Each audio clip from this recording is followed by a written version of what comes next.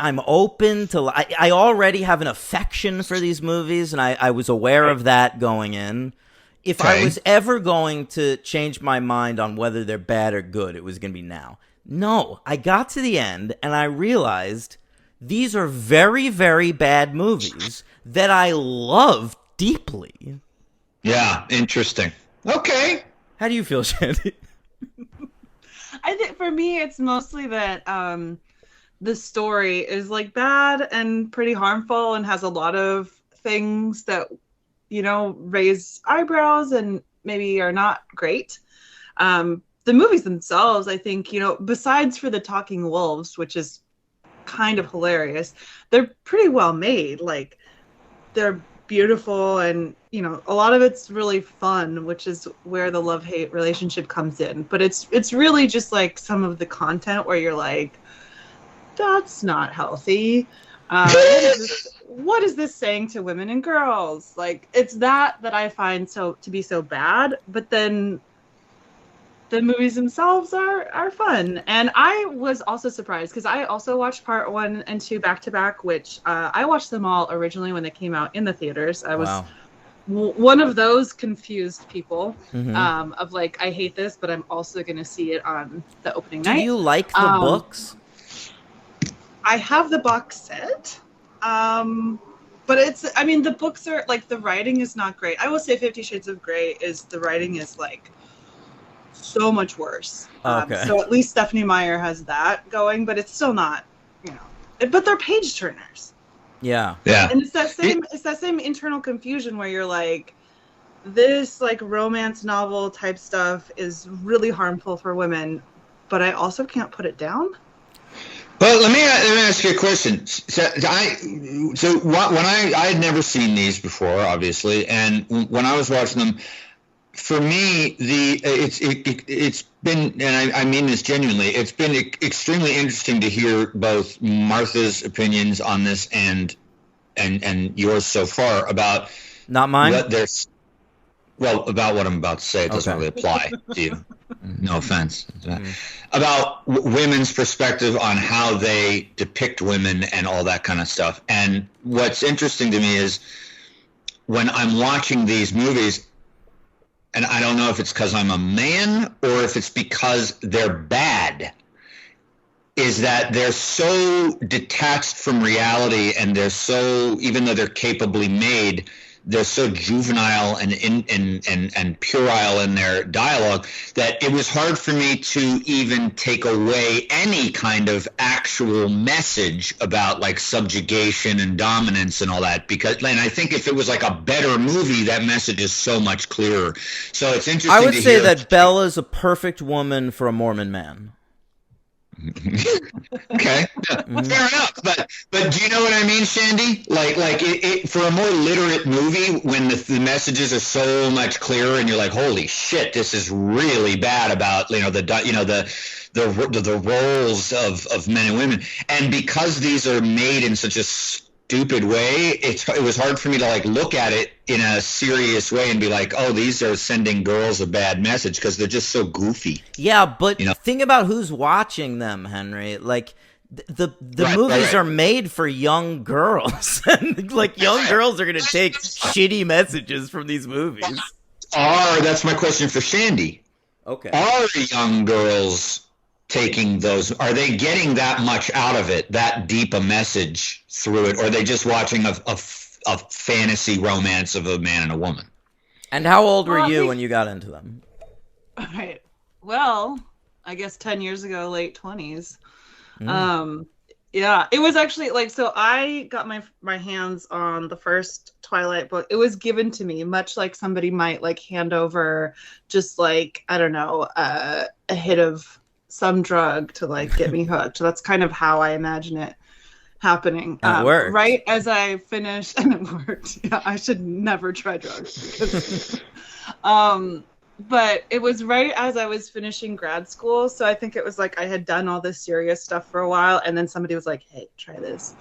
And it was just like fun escapism for a while. But so for me, having read the books, it's hard for me to separate the two. So I don't know, you know, what the youngins are coming away from with the Twilight movies, but I suspect that it's, even if it's not like obvious, although I don't know, maybe the kids these days are a little bit more like developed in analyzing you know, films and stuff.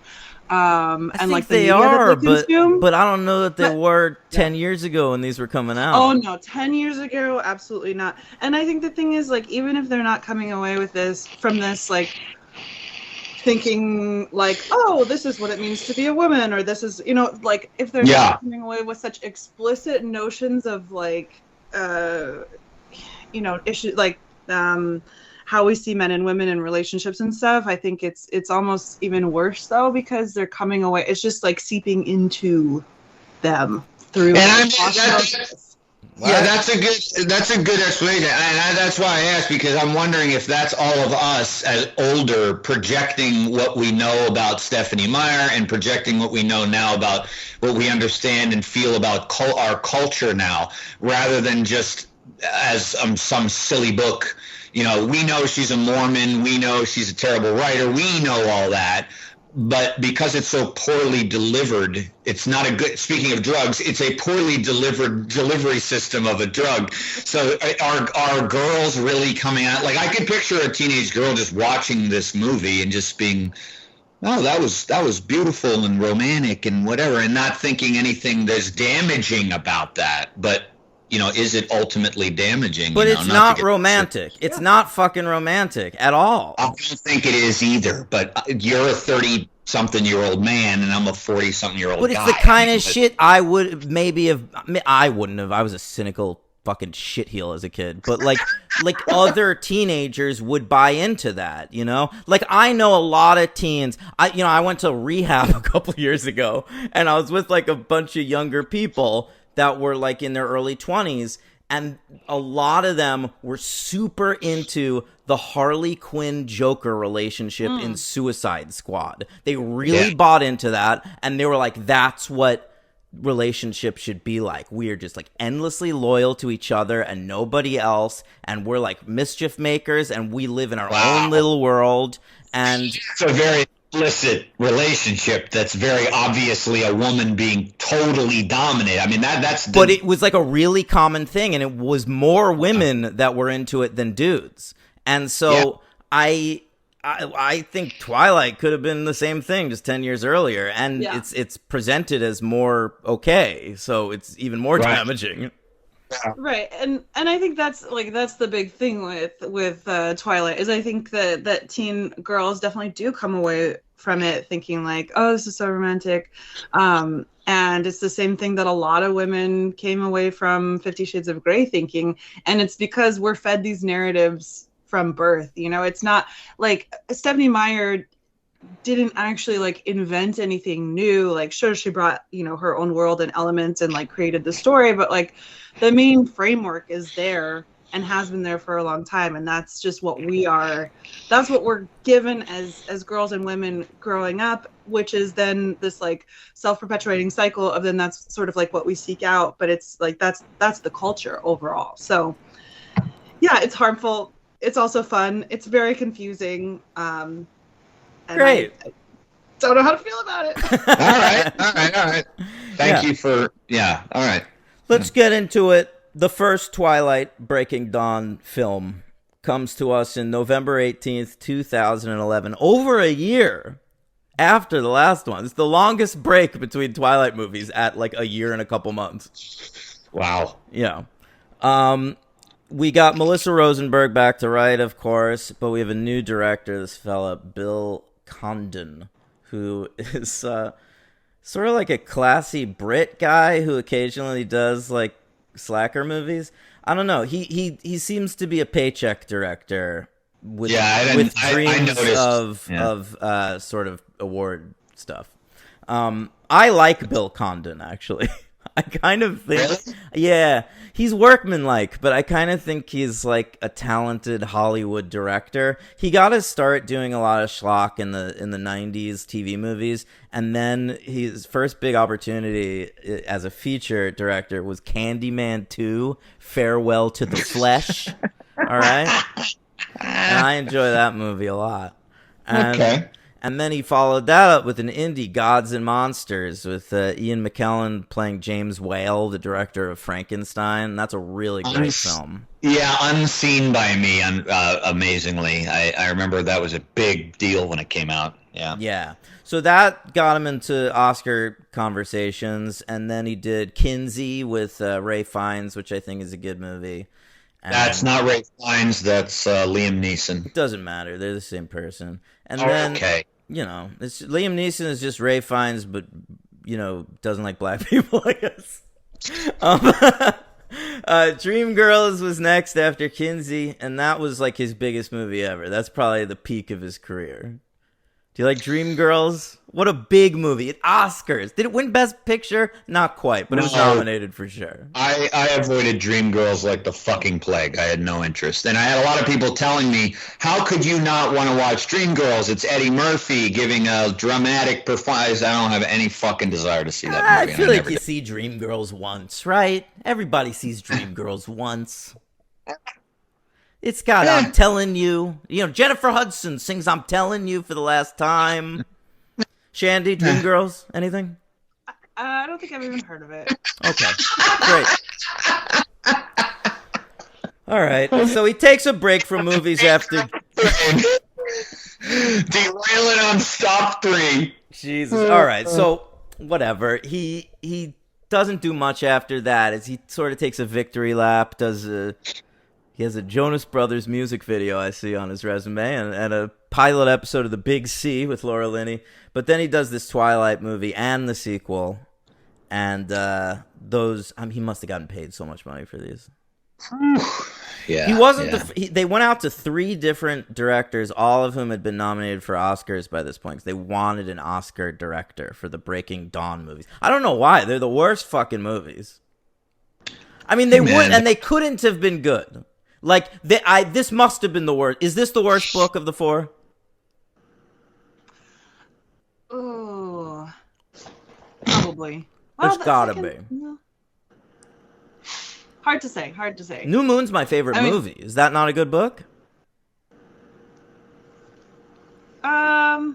It's it's been a while since I've read them. I mean the first one is the best, I would say. Sure. But there's no werewolves in the first one. That's why. All right. So Bill Condon, after Breaking Dawn, he does The Fifth Estate, which that tanked. That was the Julian Assange movie with Benedict Cumberbatch. Yeah. And then he did Mr. Holmes, which got some award buzz, and then The Beauty and the Beast live action, which he probably got paid so much money for. This guy's rolling in it. I don't like this guy. This guy's a magnum. Yeah, I don't like him. I don't like him. I think any one of our previous 3 Helmers would have done a better job with these 2 movies. I don't think so. I think these were always going to be what they were. The story is so bad, Henry. The story of these 2 movies is terrible. Correct. Well, we'll talk about that when we get to the movies, I guess. Yeah. It involves lovely child molestation that we're supposed to root for. It also involves the worst. Well, that's a tough thing to say these days with CGI. I would say the creepiest, strangest, dumbest, weirdest baby I've ever seen in a motion picture. One of the strangest uses of special effects in a film I've ever witnessed. Why not just get a baby? I was just going to say, one of the most unnecessary. I know. It's like that Call of the Wild movie with Harrison Ford with the fucking cartoon dog. Just get a dog! Get a baby. There's plenty of terrible parents out there who subject their babies to movie torture. Just get one of those parents. My sister would have done it. My sister straight up would have done this with her baby. She's got twins. That helps on set in case one of them's crying. It sure do. Yeah, one's crying, you give it some Chef Boyardee, and then the other one's fine. Chef Boyardee? But maybe they were like, how can we possibly cast like a newborn baby / love interest? Like those two go together. I mean, that sort of sounds like it has the cadence of a joke, but it actually is a conversation that they must have had at some point. Yeah. It's wild. They're like, well, we're gonna get sued by this child when it grows up. Like, let's just. I know. It's just, like yeah. Nevermind all over again. Exactly. Mm-hmm. All right. So the other two directors, by the way, that they went out to were Sofia Coppola. Yeah. Wow. And Gus Van Sant, who was Robert Pattinson's suggestion. I remember that. Yeah. And he actually went in to audition to the studio to direct this movie, and they turned him down. They were like, you know what, director of Good Will Hunting and Milk and To Die For and Drugstore Cowboy and My Own Private Idaho and Mala Noche, you know the director of all those movies, Elephant, Paranoid Park, all those movies. Hey, no, we don't want you to direct a movie. Let me tell you something. This is a true story. I read that twice. Just to make sure it was real. Correct. And after the second time I read it, until you just said it, because I believe everything Dan says, it's all accurate. I still didn't believe it. I was like, this just didn't happen. This is fake. I'm not even sure that actually, I can't believe Gus Van Sant has talked about it in interviews. It's real. Wow. Why would he subject himself to such treatment? Because, I mean, I get the feeling if you direct 2 Twilight movies, you could direct the next 9 things you want to make. Gus Van Sant could make 30 Paranoid Parks for 1 Twilight paycheck. Yeah, because Gus doesn't really make blockbusters. He's had that kind of career where everything he makes a Finding Forrester to finance. Yeah, he makes a Psycho to finance, Right. Which is too bad for him. But yeah, okay, that's fair. So he just figured, I'll get this gig because he's not going to get an offer like to direct some superhero movie. So he figures, there are Twilight. I would love for Gus Van Sant to direct a superhero movie. It would be so full of ennui and introspection. It would be great.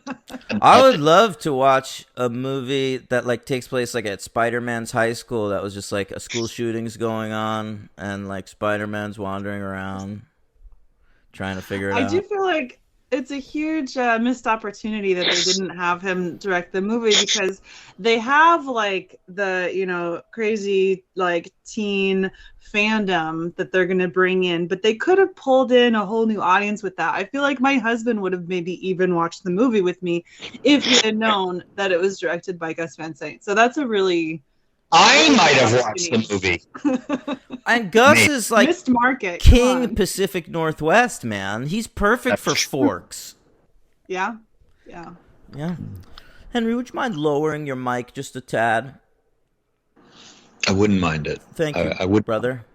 I can even push it away. You let me know.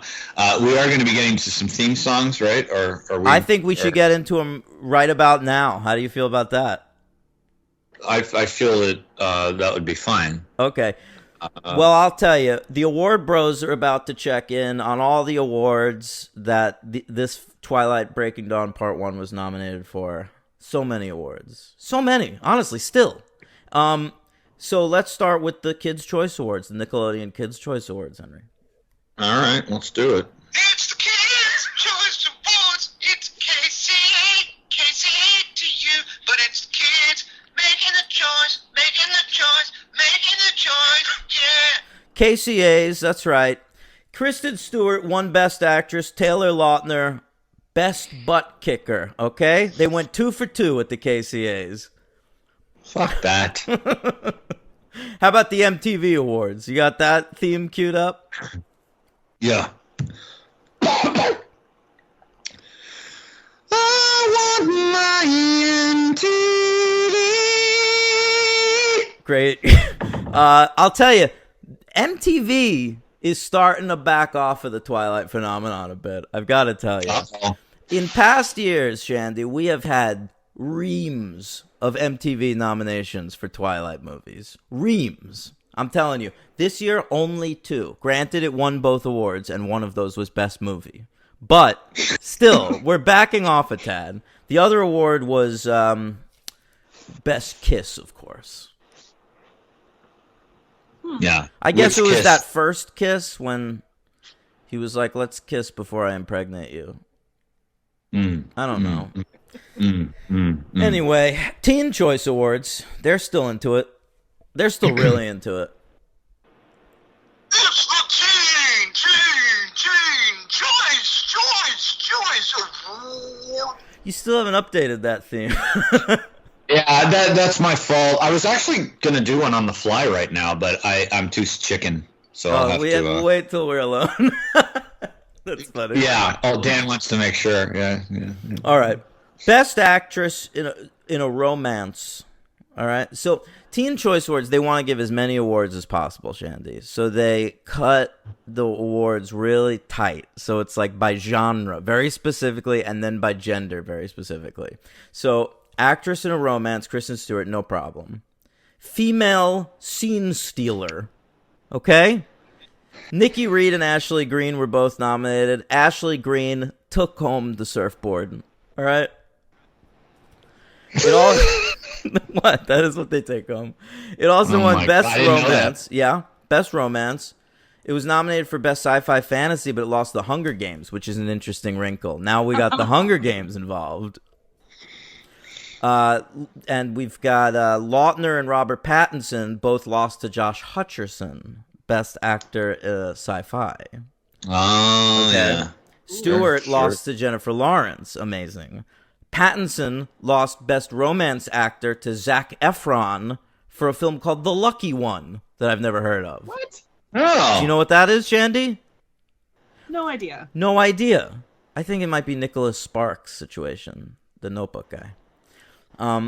What else we got? Kellen Lutz was nominated for Best Male Scene Stealer. He lost to Liam Hemsworth, and they lost Best Lip Lock to the Hunger Games. But I will say, they still love the Twilight guys, because I happened to notice that year, Taylor Lautner won Best Action Actor for the film Abduction. Oh, that's a great movie. Okay? Beating such luminaries as Tom Cruise for Mission Impossible Ghost Protocol. Wow. Incredible. Wow. All right, and lastly, another awards voting body had a different opinion about these films. The Golden Raspberries. Can you say that word again? Raspberries. Okay. It's the raspberries, no razzmatazz. All we're lacking is little pizzazz, 'cause it's the golden raspberries. It's the worst of the worst, not the best of the best. It's pizzazz gone raz. No need to update that one. Still a banger.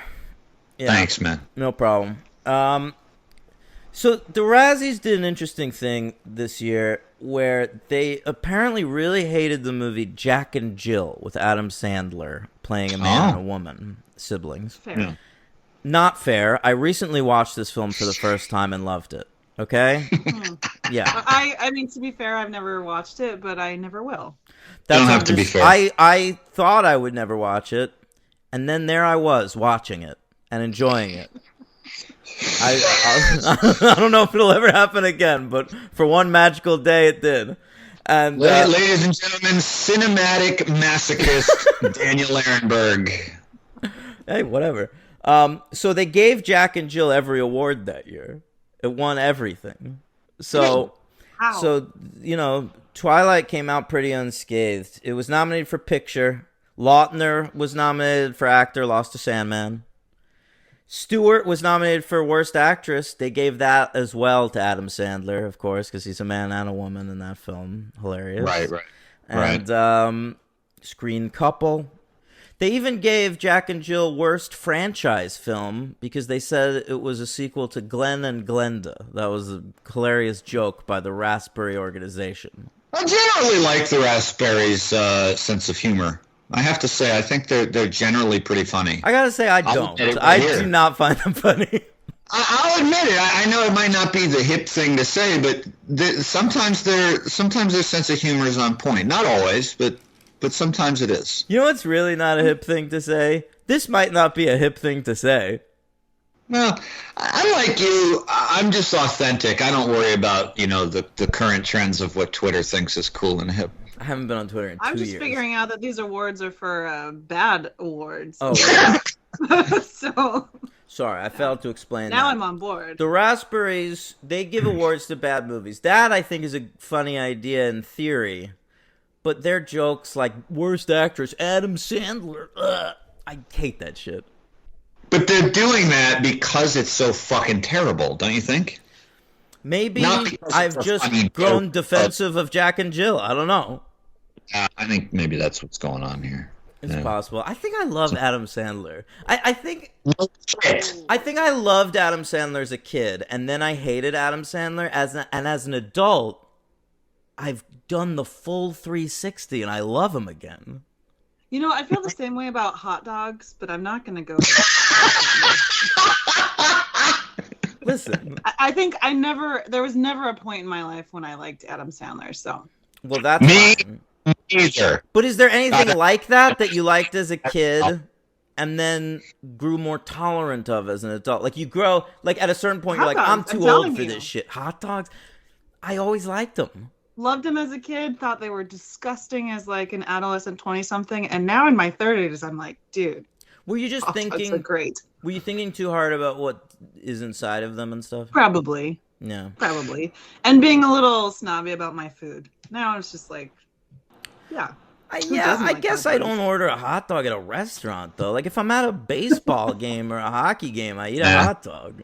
I'll tell you what, Dan. On the street. Oh, you know what though? Hot Dog Connoisseurs of America. I read this recently. What do you eat on your hot dog? What's your topping? Well, I was going to say, I find it annoying when people say, like, oh, you can't have certain things on your hot dogs. You can have whatever the fuck you want on your hot dogs. I like ketchup and mustard, and sometimes cheese, and sometimes chili, and just whatever. Okay. Henry, what about you? I was going to tell you some breaking news that I might not have ever shared with you, Dan. No, I want to ask you about the hot dog stuff. This is about that. Okay. You recall when we used to get together with the gang in Central Park after pretty much, and then we'd head to work. Oh, you would often get hot dogs. Yeah, I remember that. I'd always do it because I was starving, apparently the only one who was hungry before my shift. And so I grabbed them New York hot dogs. And yeah, on that corner in Union Square, right? That's right. Yeah, that's 17th and Broadway. That's right. If I didn't get it where we played, I think sometimes... No, you would always get it. You would wait till we got to the store. Yeah, okay. I would scarf it disgustingly. He would eat it in 2 bites. I was fat then. Yeah. Anyway, when I left New York, I realized that was the end for me of hot dogs. I can't do it anymore. Even now if I you're look here? at a hot dog. Huh? Even if you're here in the city? Oh, I don't want it. No, I can't do it. I think I reached a limit at like, and I'm done. I hate hot dogs now. I loved them my whole life. And at New York, I loved them too. And then I think I just ate too many and I'm fucking done. Well, I hope you can turn a corner someday like Shandy did. Yeah. Yeah. I'm still a big burger guy, but hot dogs, get them away from me. That's a different situation. You don't even need to bring them up. It's the reverse Adam Sandler. Get them away from me. Yeah, I don't want them. No interest. What's that? Reverse Adam Sandler? Yeah. You know, so I recently read that Hot Dog Connoisseurs of America believe that people who eat ketchup on hot dogs are Philistines. Yeah, which, like, I'm sorry, maybe it's because I'm from Montana, but they can go fuck themselves. Listen. Fuck yeah. Another Montana. I love it. I'm from New York, you know. I've been eating Coney Island Nathan's hot dogs since I'm a kid. My dad puts ketchup on his hot dogs, so did I. I like ketchup on hot dogs. Fuck off. You know that you can't have anything on the internet anymore. You know who else feels that way? That's in Dirty Harry. Oh, that's right. I think I talked about this actually when we covered Dirty Harry. I think it's in Sudden Impact. He's like, you know what disgusts me? Nobody puts ketchup on a hot dog. Yeah. They Big should. line. It's good. All right. So next up, what was we were doing awards and shit? So, Thank you, done. okay, I think I am done. I So was learning what the raspberries are. oh, We were doing. raspberries are great berries. So budget 127 million, and it made 712.2. This is the highest grossing Twilight film, I think. I might be wrong about that. No, I'm totally wrong. Never mind. The next one is the last one, of course. It ends up coming in, Henry, at number fucking three at the box office for 2011. It's the third highest grossing film for the whole year. What beat it? You know. 2011. Yeah. Captain America: The First Avenger. Are you crazy? You think more people are going to see that piece of shit than fucking Twilight Breaking Dawn 1? Than Edward and Bella straight up fucking? Thor. All right. No, it's not Thor. The number 2 is Transformers 3, The Dark of the Moon. And the top of the year was Harry Potter and the Deathly Hallows Part 2. Yeah, I thought you'd get that one. I should have got Harry Potter. I'm never going to get Transformers. It's never in my head for any type of anything. Well, maybe we'll cover Transformers in 2012. Try to get you up on the Transformers. In 2012, we can absolutely I mean cover 2022. Fuck. Orson Welles was involved in one of those Transformers movies. We could cover Orson Welles for the first time. That would be great. I'd love to do that. Great. We could just like finagle it so that half of an episode of Transformers is about Orson Welles. Upon an Optimus Prime, there was a bumblebee. That's not a good Orson Welles. I'm not doing Orson Welles. Who are you trying to do? Just kind of like an oldie type voice. I like don't a think 40. so. I think that was an attempted Orson Welles. You realized it was bad, and then you backed out at the last second. I won't back out at all. I'll do an Orson Welles right now. Here we go. All you have to do is Pinky or the Brain, right? From Pinky and the Brain. It's the same I'll just voice. do Orson Welles right now. Let's do Orson Welles right now. No, I need time. All right, let's move on. Oh my god, that was pathetic, Henry. All right, next up.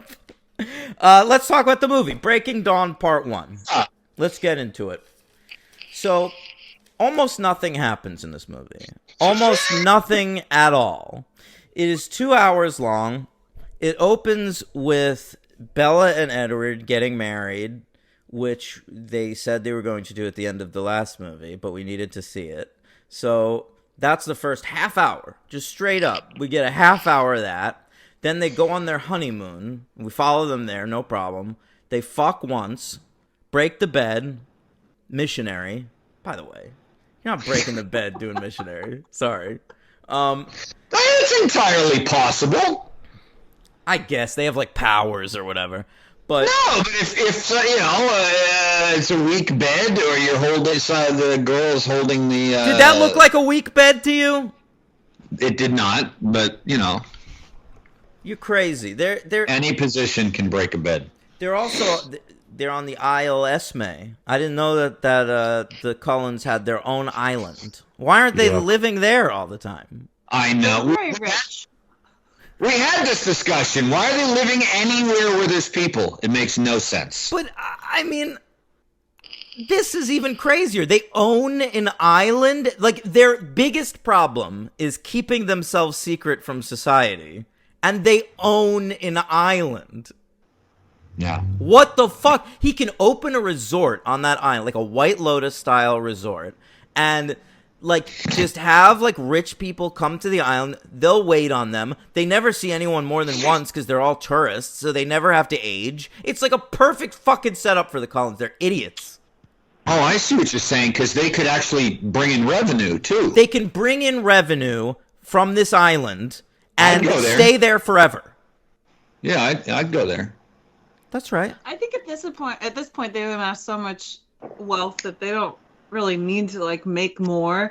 And according to the books, they moved to Forks because it's the place in the United States with the most rainfall. So there are the least chances of them sparkling in public. I don't know why. It is always overcast.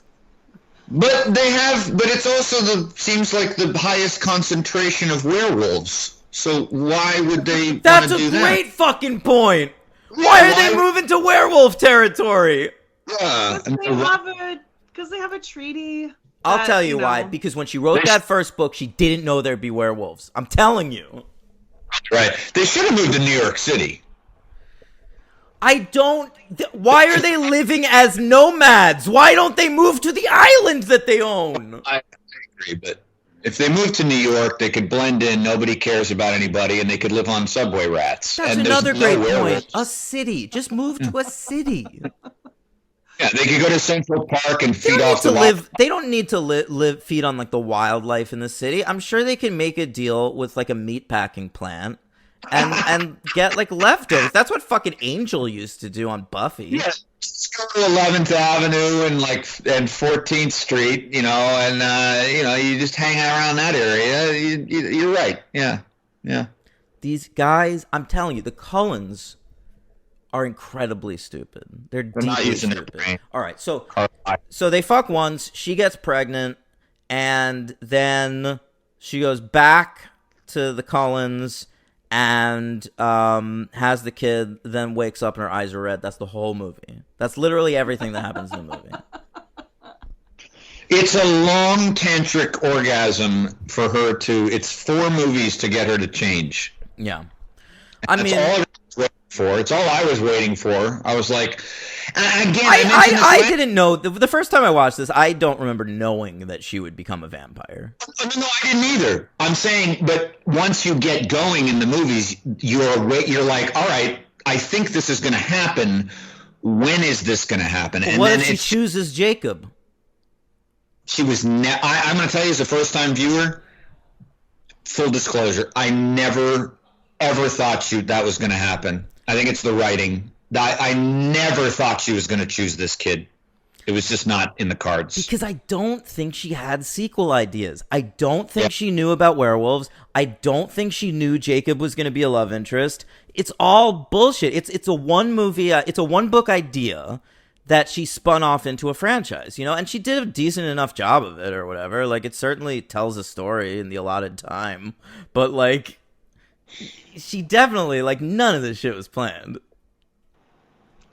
I will say she did plant some of the seeds. So I kind of agree with you about the one-off. And then when she started probably getting asked to write, sequels, then I think the ideas for the rest of it probably kind of came in. Because she sets up the imprinting thing in, I can't remember if it's the second book or the third book, but it is set up before, and they even have a conversation of it's set up in the third movie. Okay, so then it must be the third book. But so she did kind of know that maybe that was coming. I don't dispute that from New Moon. I think she had ideas from New Moon, but I think that first movie was never designed to launch any further stories ever. No, I think that's fair. Thank you. So we start in Florida. Bella's visiting her mommy and her stepfather, Phil, who we see in silhouette. And again, with fucking Phil. Why can't we just meet Phil? I want to know what Phil's like.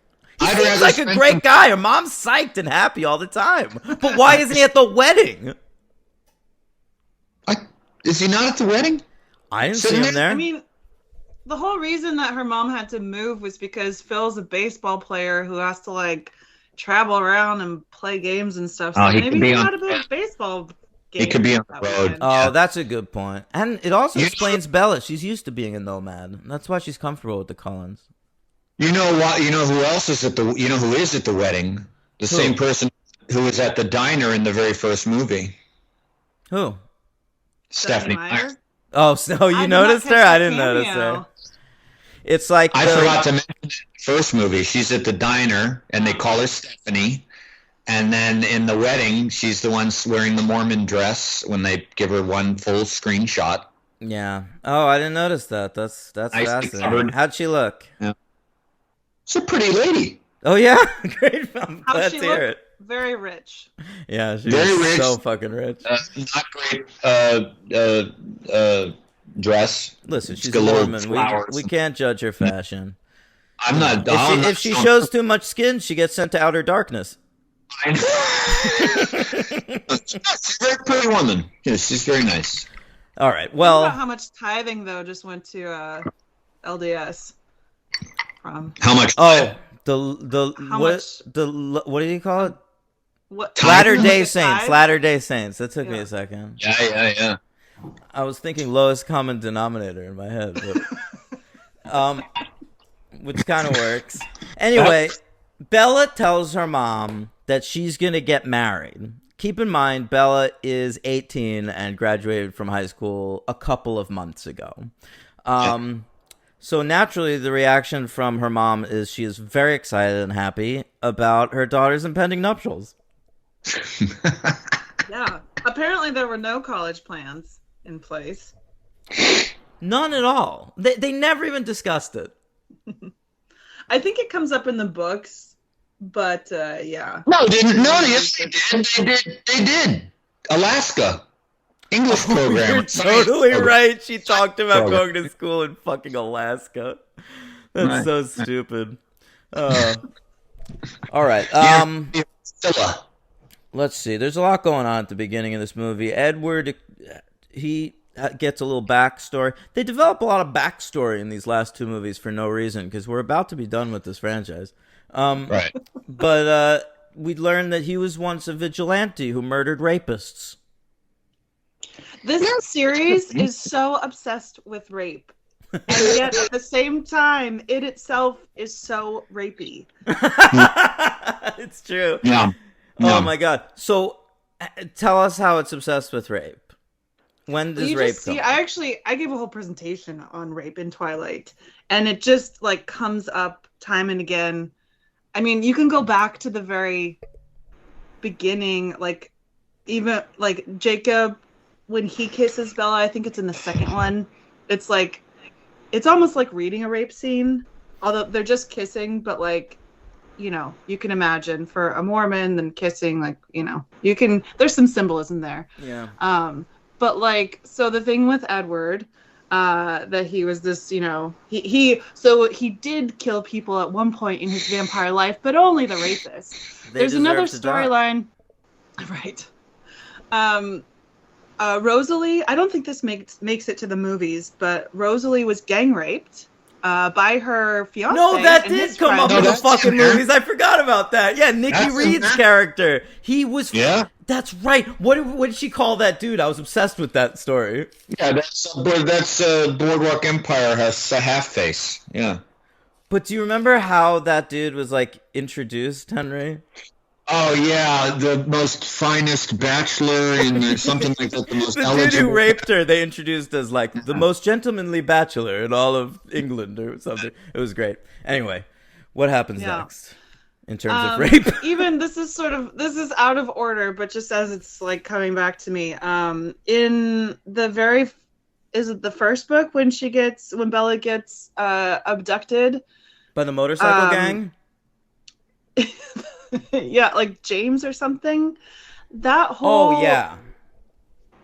So that whole James thing, like he wants to just eat her, but it's very rapey. Like there's very like sexual assaulty overtones in just the way that he like stalks her and the scenes and like everything. It's not just that he's gonna kill her. Like there's a lot of subtext there. So there's just a lot of those themes coming up over and over again. And then, you know, at the same time, like there's pedophilia, like, and there's multiple pedophilia, you know, because like Edward is like 100 plus and he's with this, you know, Bella's like 16 when they start dating. I know. Then not to mention, of course, you know, Jacob, imprinting, all of that. So it's all very rapey. The imprinting thing is rapey just in general. Like the idea, there's no give and take to imprinting, right? There's no consent. Like you just decide, like you imprint on someone, that's it. Like there's got to be like Exactly. stalker Native American Indians. We're allowed to say Indians now. I learned that last week. There got to be You're stalker. welcome. No, it was Martha. No, it was me. Yeah, Go but I ahead. wouldn't have listened to you. Martha confirmed. That's true. it. You wouldn't have. Yeah. You wouldn't have listened to me. It's true. But anyway, what was I talking about?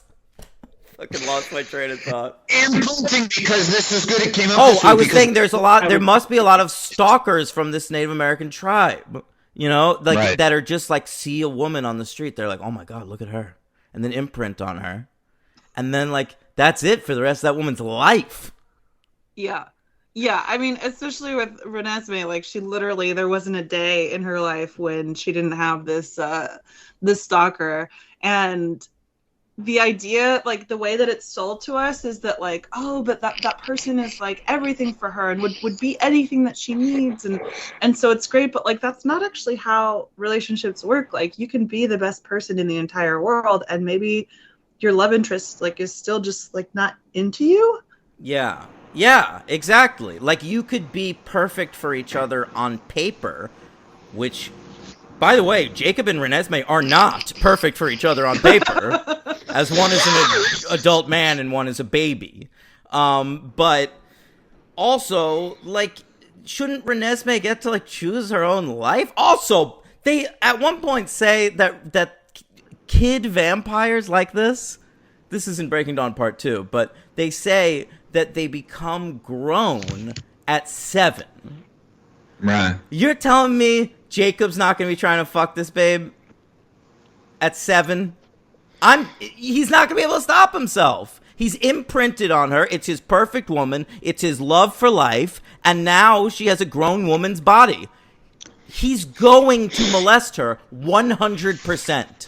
So the logic that Steph uses, the logic she uses, right, is, correct me if I'm wrong, because I'm just trying to understand all this, is that he imprints on her so the wolves and evil vampires will leave her alone because he will have to protect her no matter what from anyone forever. Is that the logic used? Yeah, I think it was largely due to the wolves, though, because werewolves are not allowed to attack any member of their pack, or like anyone that has been imprinted upon by someone in their pack.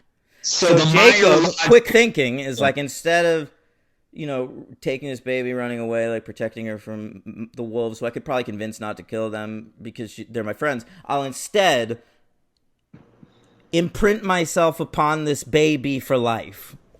Right. So the Meyer logic is that it is a platonic imprinting. Is this correct? The Meyer logic? I really think something changed between Eclipse and Breaking Dawn, because Breaking Dawn presents it as more of like a soulmate thing, in as much as that can be your best friend or your brother or your father or your mom or whatever. And like, it wasn't presented that way in Eclipse. It was presented like it was totally romantic. This is the person, your love for life. Yeah, I think that was the intention in Eclipse also, because it's like, this person will be like a brother figure for you until you're old enough to fuck them. Yeah, but they don't say the fuck thing. They don't say that part of it in Breaking Dawn. But I'm still thinking about it at every turn. It's definitely understood in the books, and it's funny because I think like Stephenie Meyer, like, anticipating that this is disgusting, has some dialogue in the book. It's like she knows enough to know that this is not okay, but yet she still did it. In the book, there is dialogue between her and Edward, between Bella and Edward, where Bella's like kind of horrified, and Jacob's like, or not Edward, but Jacob. And Jacob's like, no, it's not like that. It's like that happens at first in the movies too. But it's for like 1 second. Like, Jacob's like, let me explain, buddy, and then everything's fine. Yeah, he goes, hold on, it's not what you think. And then Edward, there's a weird shot when he says that of Edward on the porch, because all the vampires are watching this exchange, and where they show Pattinson just kind of like raising his eyebrows like, this is going to be a good show. By the end of Breaking Dawn 2, Jacob is literally joking that he wants to call Edward Dad. Yes. It's the most disgusting thing I've ever seen in a movie, maybe. I mean, he wants to fuck a baby. He wants to fuck a baby. He loses, and it's even weirder because he's in love with Bella. He loses Bella. Bella immediately has sex once, has a baby, and Jacob is like, oh, well, obviously, I can't have Bella, I'll have the baby. Easy. Easy peasy. Yeah. I can't handle Twilight, they should do Twilight all from Jacob's perspective and get inside his head. They did it from Edward's perspective, so maybe they will. Yeah. Yeah. And get inside his head, that wolf head, that scrunchy fucking pug face frat boy head. The worst. Just his manicured eyebrows, his shitty fucking puffed up lips. I hate him. All right. I will say Taylor Lautner is objectively pretty fucking hot. Not Native American though. Yeah, well, duh. No. We're certainly not casting Native Americans back then. No. Yeah. The only Native American actor in Hollywood was like Chief Red Crow. You know that guy who you see sometimes? Every so often I'll be watching something and the opening credits will be like Chief Red Crow. And I'm like, oh, I guess there's Native Americans involved in this movie. Eastwood would grab one or two for his 80s westerns like Josie Wales. He'd grab one or two of them. And then Graham Greene was kind of the only one who he was in these. Shandy, did you have Nickelodeon as a kid? Yeah. All right. Well, not everyone. I talked to Martha last week, and she grew up weird, so I don't know. You ever? We grew up similar, but I had more TV. Okay. Did you ever watch the show Hey Dude? Oh my God. Yes. Yeah. Okay. A little wild, a little strange. Make your home out on the range. All right. So there was a character in Hey Dude named Danny, who was a Native American guy. And in high school, I looked him up. I was like, I wonder what happened to that Native American guy from Hey Dude. And it turned out he was Latino. It was a bummer. All right. Oh man. Yeah. I remember loving Hey Dude, but I don't remember a single thing about it. And now I'm very worried that it's probably super problematic. It's not problematic except for that. Listen, it was a fine show. They had the guy in charge. He wore that red shirt and the hat. He had a son, wore a Mets hat. Then there was a hot girl. There was probably a black person. There was a Native American guy. That's all I remember. Wow. Yeah. Sounds great. Great. It's actually more diverse than I would have expected. I think for a 90s no, TV show. Things were diverse for a while in the 80s and early 90s, and then I feel like it went in the other direction. Huh. I don't know. They weren't diverse, but all secondary roles. Exactly. Probably. Exactly. Yes. Yeah. Mm-hmm. Of course, they would never even think to make the guy who owned the range a person of color. That would not occur to them. All right. So they get married. The wedding lasts for a half hour. There are cousins in from Alaska, including Shannon from Lost. I was very excited to see her. And it turns out she used to date Laurent. How about that? Well, Irina. Yeah, that's her name. It's maybe Russian. That's all I had to say. Yeah. So next, Jacob shows up at the wedding. This was concerning to me, but this is crazy. Edward invites Jacob to the wedding, specifically not to attend the wedding, but to just creepily hang out back and wait for Bella to come back there and talk to him. So she finally does, and he immediately is just like, yo, that guy who kindly invited me to his wedding, fuck that guy, leave that guy, he's a piece of shit, he's gonna kill you. All right, so, and she's just like, no, go away, I'm at my wedding. To which he does. They have a little conciliatory moment, and then she, as I recall, tells Jacob that, because he says, it's nice to hug you while you're still human or something, and then she tells him she's waiting to change until after the honeymoon, and that pisses off Jacob. Right, because Jacob is like, oh my god, you're gonna he'll fuck? kill you. You're gonna fuck as a human? He's gonna murder you with his cock! Right, when he's a vampire, he will murder you during intercourse because he cannot control his vampirian impulses. You know what, though? We don't know. He's never the whole thing was just- smelled. He's never tasted her, you know? That could set him Yeah. off. Yeah. Right. Well, men can't control themselves when it comes to sex, apparently. That's the narrative that we're given. But it's just very strange that they're talking about this at all. Yes, it is. Shandy, why don't you cut us a break? This is the hardest time ever in American history to be a man, okay? All right. Give me some slack. Yes, All right. yes, indeed. It must be so hard. It's every day. I just have to think, do I touch this girl? Do I not? Can't do anything anymore. God. Look at her tits. Do I say something about it? Right. Remember, Dan, we used to just go up to girls and just be like, Honk. Hey, I was just telling my buddy, I like your ass. And now I can't do that anymore. Never. Just done. I've not done that in almost a year. It's been over a year for me. Over? Yeah, it's been rough. I wanna give you guys both just like golden stars here because you are making such an effort. It must be so hard. You know what? I can really tell you're appreciate being your sarcastic, and I frankly don't appreciate it.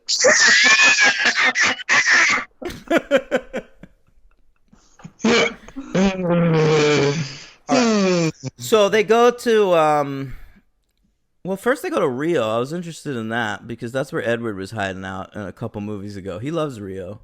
And then they go to Isle of Esme, named after Esme, a great character who has shown zero character traits through 4 movies.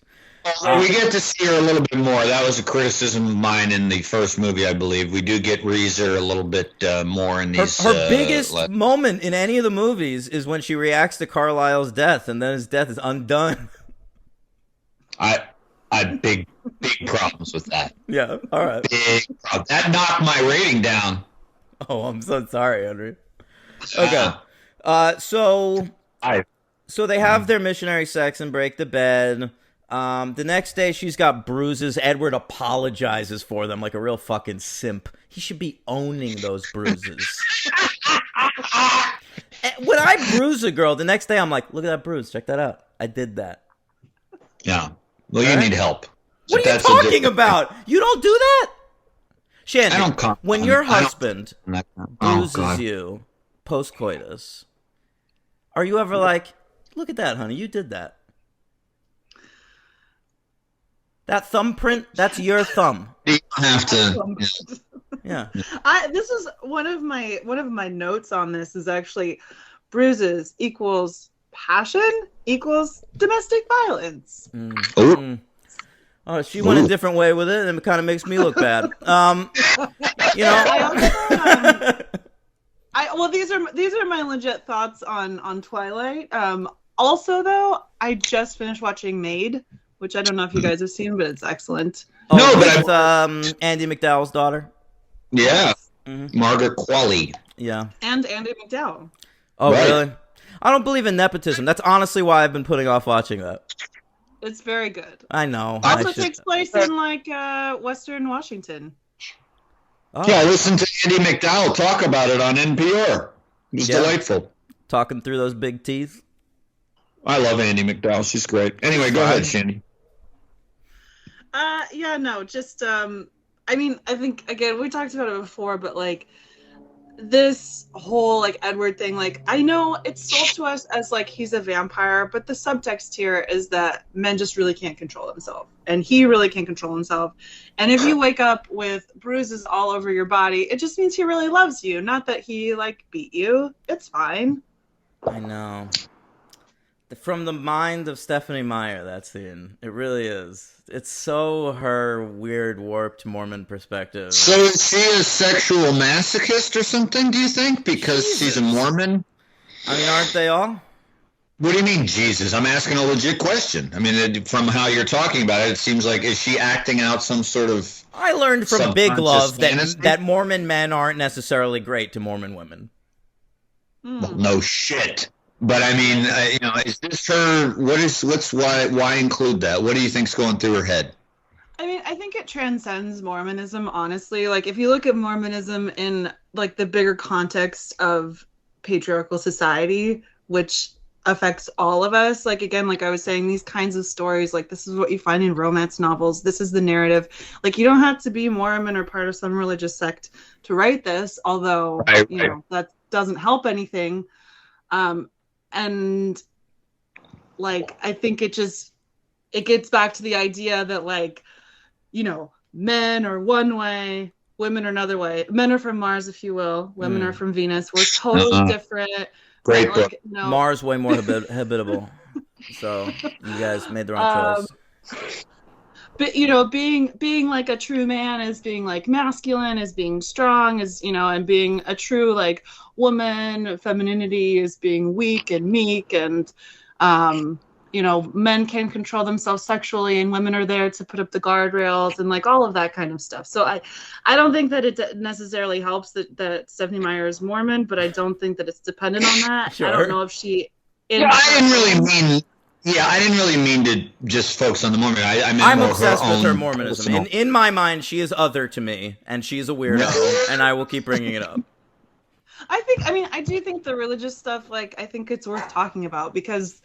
Again, in so many religions, like basically almost all of them, it's like it's a patriarchal system. So it's worth talking about, and I think it's not something that you can like divorce from the movies. But I just think that it's even more than that. Yeah. If I don't know what she's doing in the privacy of her own home, but her like religious structure does subscribe to like a very specific idea of what's masculine and feminine. So it, you know, it all kind of interweaves. Yeah. I also think there's a thing in movies where movies like, you know, like movies for regular people, not porn, have a really hard time depicting sex in a way that's okay with the public or something, because passionate sex in movies is always depicted as either really fucking boring with like a slow song playing and like flowers, and that's kind of how it is at first in this movie. It almost looks like the sex scene in Cruel Intentions with Ryan Phillippe and Reese Witherspoon. Great movie, much better, and wonderful book too. Oh, for sure. Les Liaisons Dangereuses. All right. So also pretty messed up, but very enjoyable. Yeah, definitely. Yeah. So where was? Oh, so it's either that like really boring, or we're breaking the bed, and then you know they cut to like the next morning. It's like the whole room is in disarray. We like destroyed the house. Oh my god, how did we even get here? In Buffy, they take it to the next level. Like when she fucks Spike, like they wake up the next morning and they're like lying in the ruins of this building that they had like demolished through their sex, and you know. And then, like any other kind of sex that's not like ridiculously passionate in movies is depicted like by them like laughing at the end. Oh, wasn't that great sex? And I just, the kind of sex that I have, I don't think I've ever seen in a movie, and it's weird. You've never destroyed your bedroom? I mean, I have like, by accident, but then you stop and you're like, look at that, we fucking broke the bed. No. Yeah, no, that's fair. Yeah. No, but I mean, I think part of the problem is, again, like our society and like the patriarchy mixed with like, you know, puritanity. That's not a word, but puritanical. Like puritanical, the puritanical roots of our society. Like we can't show sex, and so we have to show like all these other things around it, but you never show the thing. And which is funny because like you'll build up to that moment for like 3 books, 3 movies, and then it's like you didn't actually see anything. They like to show the moment sort of of like insertion. They like that. What they like, but they that. don't actually show that. No, they do. You can't show penetration. No, you can't show penetration. But I've always said I want a supercut, like on YouTube. If someone could go through like every movie ever made and just cut together every time an actress had to play this moment. You're right. You know, right. like just the moment of insertion. Insertion is the big deal. Yeah. Yeah, and it's always, if you'll notice, like it always is the actress, because first of all, we're always talking about heterosexual sex, like of course. Durr. And then it's always we're always looking at the actress's face, like she's the one reacting for the pleasure, which is very porny too. But I don't know. I think this line between like what makes a movie pornographic and what makes a movie something that you can release in theaters is really interesting. And I think it's too bad that like we have such a strict, like you can't show an erection, you can't show penetration. That drives me nuts. We talked about that in 50 Shades of Grey, remember? That's clearly a topic that I'm passionate about. Yeah. But I think that if you could, like, this line between, like, movies that have, like, some of these pornographic aspects without being like, a straight-up porn, although, like, pornography can be great, too, and have great stories. I don't know. I just think, like, the line in between them is really interesting, and it's too bad that we can't. But there's a stigma. Like, anytime a movie like tries to push that line in terms of sex, like a movie like by Gaspar Noé or something, there's a stigma to it. And exactly. Yeah. Yes. I was gonna say anytime that happens, it's probably a French movie. Yeah. And I think that like opens up a lot of possibilities that are super interesting and don't have to be so fucking cliche, and actually maybe like give people, I don't know, a better idea of like more realistic expectations for what sex is. Because again, like people, and they say like nowadays, you know, people are like young people are learning about sex through porn, and there's probably a divide. It's like young male people are learning about sex through porn, and then young female people are learning about sex through movies like fucking Breaking Dawn. And so like nobody has really an idea of what's actually going on, and everyone sort of comes to it with, you know, really messed up expectations, and it's not great. Sex is crazy now.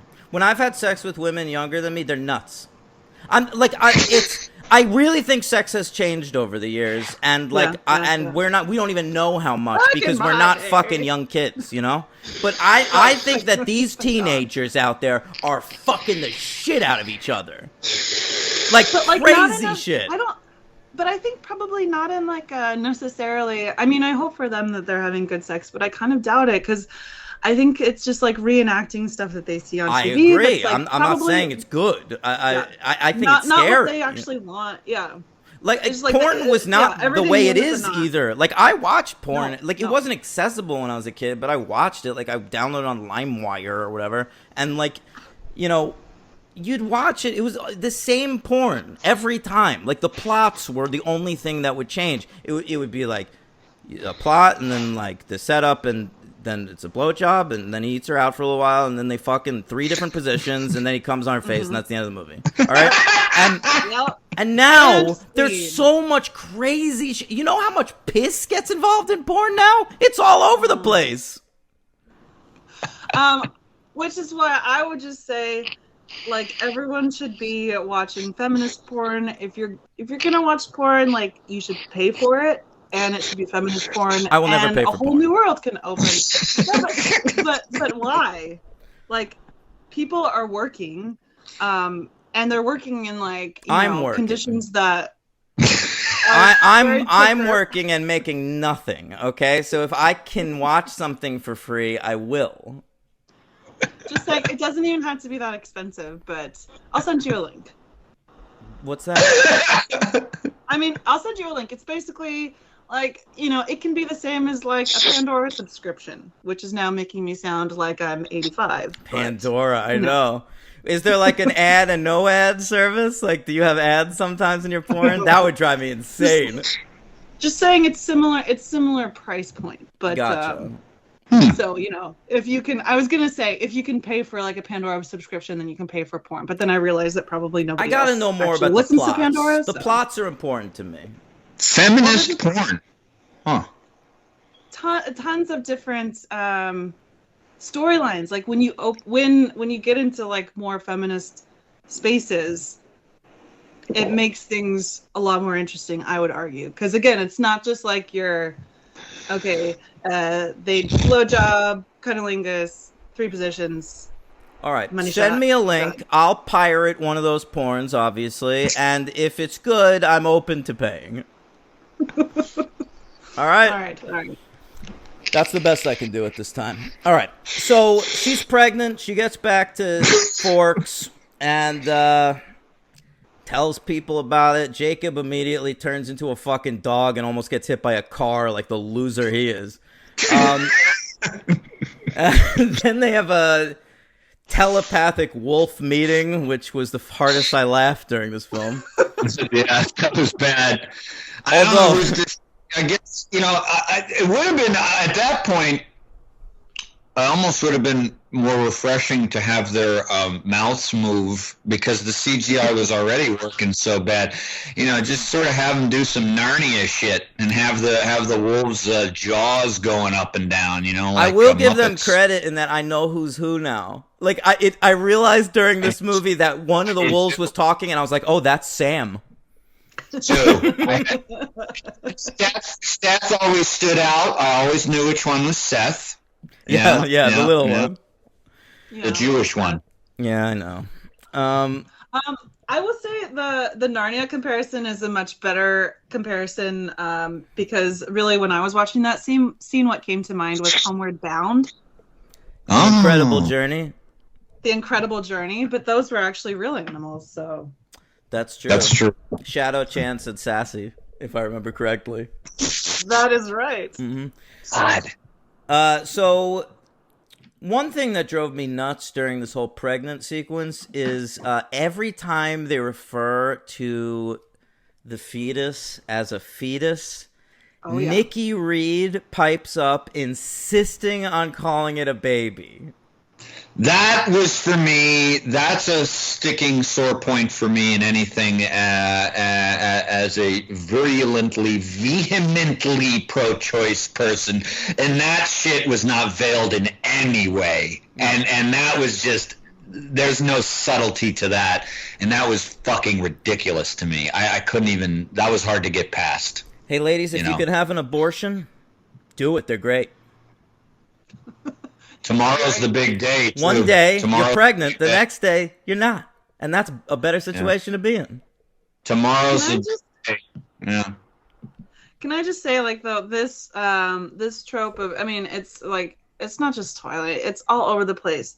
This idea that you have sex once and you're either dead or pregnant. Yeah. And in this case, almost both, is just, like, makes me so angry. And yes, you can, yes, it only technically, like, it could happen, and I'm sure it does, but, like, it's just so fucking annoying. Like, could you not have them at least fucking all throughout their honeymoon to at least be like, okay, They well, didn't. They didn't fuck all throughout their honeymoon. They fucked one time.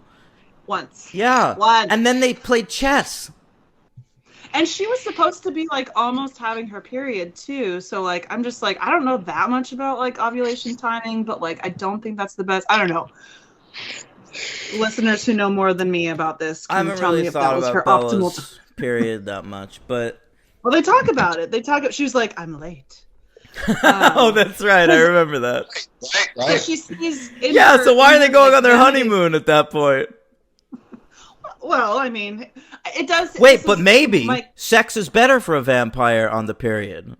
I was going to say, that's been a huge question mark for me since the very beginning, was like, how do the vampires handle it, knowing that, like, at any given time, there's a lot of women out there who are just, like, bleeding.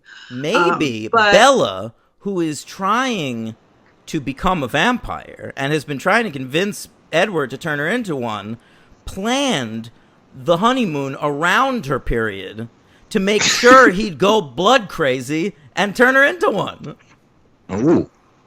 Quite possible. That's a fan theory. Wow. Yeah. Yeah. There was, though, like, some really big, like, product placement when she was looking through that vanity bag, and it was like Tampax. Yes. I didn't notice that. Wow. Oh yeah, big box. Yeah. She got the deluxe for the vacation. All right, so next, they're thinking about naming the baby. I have to tell you a story. The first time I watched this movie, probably 2013 or something, when I got to this scene, it's very memorable in my life. It is top 5 hardest times I've ever laughed in my life. I could not catch my breath. I watched it with Katie, and I was on the floor of our apartment. I was starting to like struggle because I couldn't breathe. Yeah. When she says the word Renesmee for the first time, I could not handle myself. So she says, all right, Wow. They're making fun of me for these names. Hear me out, though. Let's check them out. So Jacob and Edward showing up at the door. And she says, if it's a boy, EJ, Edward Jacob, which they're fine with. I think it's an insane thing to do. To name your baby after the dad, as well as the only other man you've ever had sexual feelings for. But sure, EJ. But if it's a girl, I was thinking something. My mom's name is Renee. Your mom's name is Esme. So, naturally, Renesmee. Yeah. It's a toughie. It's unbelievable. All right. It really is. It's a stop. It's a stop the tape moment. It's when it happened. You had joked about the name a couple episodes ago, and thankfully I was in the dark. But I think I knew that was going to be the name. But the delivery of it, and then the reality that is a name concoction that Miss Meyer came up with, and we're gonna call that character that for the next movie. Like that's her name. This is a new character in the franchise. Her name is Renesmee. Incredible moment. Yeah. It makes me wonder what Stephanie Meyer named her own kids. Oh, brilliant. Brilliant. Let's look it up. The third. Holy shit. We've got to find that out. My joke? What'd you say? Joseph Smith III. Great. Great. Yeah. Well, I will say, okay, get this. Because I don't know if y'all noticed, but Stephanie is not Stephanie. Like it's usually Stephanie. I know. Yes, after her father, Stephen. God. Huh? The only one listed on her Wikipedia page is Gabe. That was her first kid. Of course, Gabriel, the angel. Yeah. Oh, that's a good point. Yeah. Every time I think of Gabe, I just think of that David Cross joke about Gabriel rollerblading the morning after 9/11. You know what I'm talking about? It's fucking genius. Yeah. Why can't I find this? Is going to drive me nuts. This is derailing the entire podcast. Because you know she has to have like a gaggle of kids, I found them. Sure. Probably Ezekiel. They're oddly Jewy. Well, it's so they're going to be Judeo-Christian names, very much so. I mean, Christianity plagiarized Judaism, and Mormonism plagiarized Christianity. So it's that's right. We were the originals. We started the whole stupid bullshit. All right, her kids are Gabe, Seth, and Eli. So that character Seth is named after her kid. Yeah. There you go. Yeah. All right. All religious. Yep. Are those all religious? Eli is too? Yeah, Eli for sure. Damn. Yep. Religion. Very stupid. Okay. So Jacob, so she has the baby. She's still like out of it. She's passed out, you know. And she's skinny now, and she's got no nourishment, and her hair's falling. I don't know. Her back broke, which is also, again, it like goes back to that like super pro-life, like you were talking about the fetus baby thing, and this is like, you know, I think Stephanie Meyer would probably think that she's showing choice because there's a disagreement between Edward wanting to, you know, get rid of the kid and her like taking a choice, which like, I mean, that is the whole thing about pro-choice, is that it's literally like you have choices, but just the way that she goes about it, and then, you know, even to the point of but it's everyone else deciding it for her. Bella never wavers. Bella wants the kid from moment one. Yeah. Right, which I think, you know, it's like part of pro-choice is that if you choose to keep your kid, then you should keep your kid. Like, you know, like that's part of it. But this like idea that like she's gonna put her very life in danger, that's like such a pro-life thing where like, even if the mother is going to die, let's make sure she can't get an abortion. Well, those are the those are And the no the ones that- abortions, no abortions in case of rape, incest, or imprinting. Right. Well, those are the that's essentially like the Texas law, right now. Exactly. And so the mother's life is not important. Nothing about it. They use any sort of illogical bullshit they can to support their nonsensical, non-humane treatment of women. It's fucking nuts. I love when this But then Henry it's comes like out. it's like couched. It's like You know couched what? in this. I love when this Henry comes out. It's a very specific Henry. Yeah, I can't stand it. And also, my mind's been on it because tomorrow's the big Supreme Court case, Oh. which will.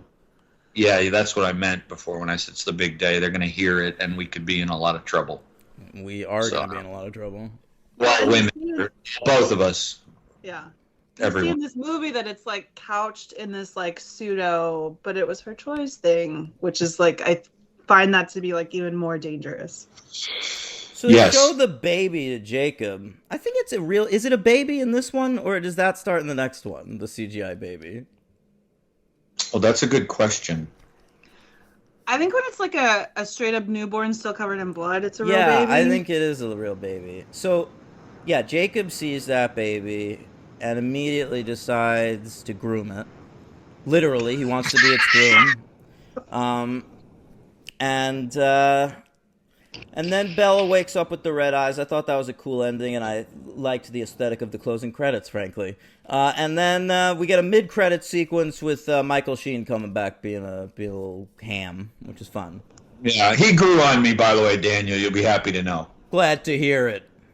Yeah, I thought about what you said about his appearance, and then when he's in it more, I kind of got it a little more, and I was like, okay, I see what he's doing. He's having a good time. He's not He's throwing doing, a lot of shit at the wall and not really caring what sticks. Exactly, and we just ranked him on our show, Patreon show, Order Up, and you said that about him, that he as an actor, he kind of just does that, so it worked for sure. Yeah. Yeah. So before we get into the next one, just a little background on it. The next one, they waited another year, November 16th, 2012. By the way, before these movies, they had to renegotiate the entire cast salaries. So, like, everyone got a huge bump for these last two. Wow. Even, like, Yeah. Helen Lutz and Ashley Greene and these people. Yeah. So, it has the biggest budget yet of $136.2 million. Jesus Christ. But it made $829.7. It was the number 6 movie of the year, a healthy box office in 2012. 5 movies beat it. Henry, do you know what they were? Okay, Dark Knight Rises. Yeah, that was number 2. The Avengers. That was number 1. Okay. I think Harry Potter's were over with in 2012. Correct. Give me a hint. No. Number 5. Come on! All right, fine. Number 5, it's you know, they rebooted a franchise I fucking hate. That's like one of the biggest franchises ever. Do I like the franchise? No. I give up. Hobbit, Unexpected Journey. Number All right. 4 is a Bond movie. Skyfall. Yeah, of course. And then number 3 is the Hunger Games. And Hunger Games beat Twilight. You gotta feel bad for Twilight there. Not really. Hey, we didn't even rank. We didn't star rate part Oh, one. shit, you're right. We didn't do any of that shit. Yeah. What do you give it out of 5, Henry? 2. 2. What do you give it out of 5, Shandy? I'm gonna say 3 or 4. Oh, Whoa. Lucy, you a 3 or 4? Yeah. All right. It's too boring. It was too slow and too boring for me. Nothing but still happens. Yeah, it's just, and also we didn't even mention the fucking nonsense on the honeymoon where they got yet another stereotype of the all-seeing, all-knowing Hispanic / Native American / whatever woman maid. She's Hey. a maid, nonetheless, who knows about vampires and all that shit. In Breaking Dawn Part 2, you know, Charlie, Bella's father, is shacking up with that Native American woman. I was happy for Charlie. Well, when did that happen, though? I feel like we should have seen that. Made a move on her in, I think, part 1, and the guy in the wheelchair, whose name I don't remember, said, back off, basically, like, back off, let's get a beer. Because Charlie kind of said, hey, Sue, you want to get, let's get something to eat. And then he was like, oh, that was all we got. Henry, that's Wheels with Wolves. Wheels. All right, that's the name of that character. All right, great. I didn't remember that from 5 movies ago, all right? So I was surprised to see Charlie with a romantic interest. I think it was this movie or Eclipse. All right, but leave anyway. me alone. All right, so I give it to Shandy gives it, well, if you said 3 or 4, Shandy, you got to decide. Yeah, that's true. Can we go halves? Definitely no. No, we're anti-halves on the show. Okay, well then I will stay slightly somewhat reasonable and go 3. Okay. But I will say, like, going into the movie, I was once again like, oh yeah, they like split into 2 parts because Harry Potter had just done that and it was a way to make more money and like they don't need it. But then I was surprised that, like, even if nothing happens, like, I still You're had fun. so crazy, Shandy. I gotta tell you, I don't mean to come this hard on you, but this movie should have been 20 minutes long. I think you could have done Breaking Dawn parts 1 and 2 in 2 hours and 15 minutes flat, both movies. Oh, sure. I think you absolutely could have too, but I wasn't like looking at my watch at my phone. Let's be real. I mean, I wasn't either. I wasn't like on Facebook waiting for it to end. You know. I wasn't either, but I'm still gonna give it a 2. I just was too bored. Dan, what do you're giving it to?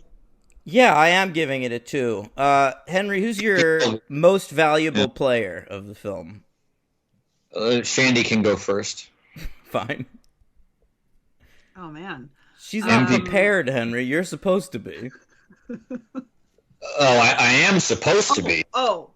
I do have an MVP for this movie. It's Anna Kendrick. Because her wedding speech?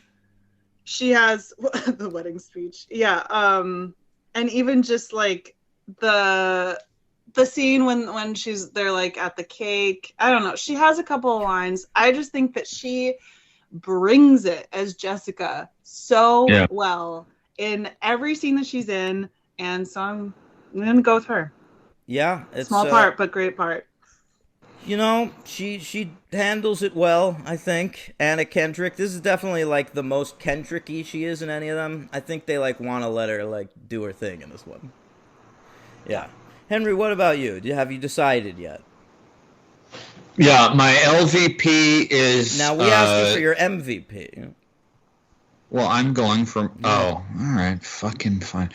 My MVP in part 1. See, they just meld together. That's the problem. Yeah. But I'm gonna go, I guess, in this one just because, again, she had, and I don't know if I've given it to her yet. So, Kristen Stewart.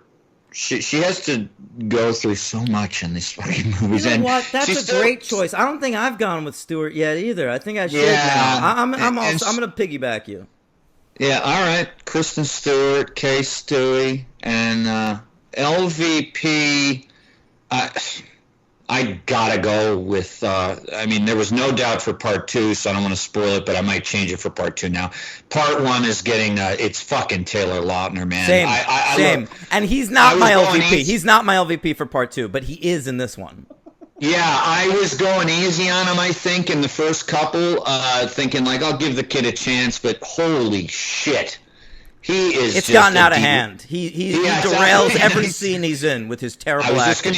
I was just going to use that word. Yeah, he is fucking derailing this fucking thing more than a Clive Owen and Jennifer Aniston movie, am I right? Holy shit, great ref.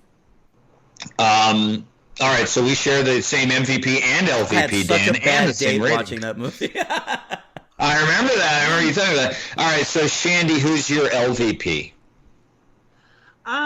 I think Taylor Lautner's a good choice. Also, the guy who's like the head of the pack, whose name I'm completely blanking on now. Sam, yeah, I don't think he was that great. Hey, Shandy, were you Team Edward or Team Bell or Team Edward, Team Jacob, or a third team?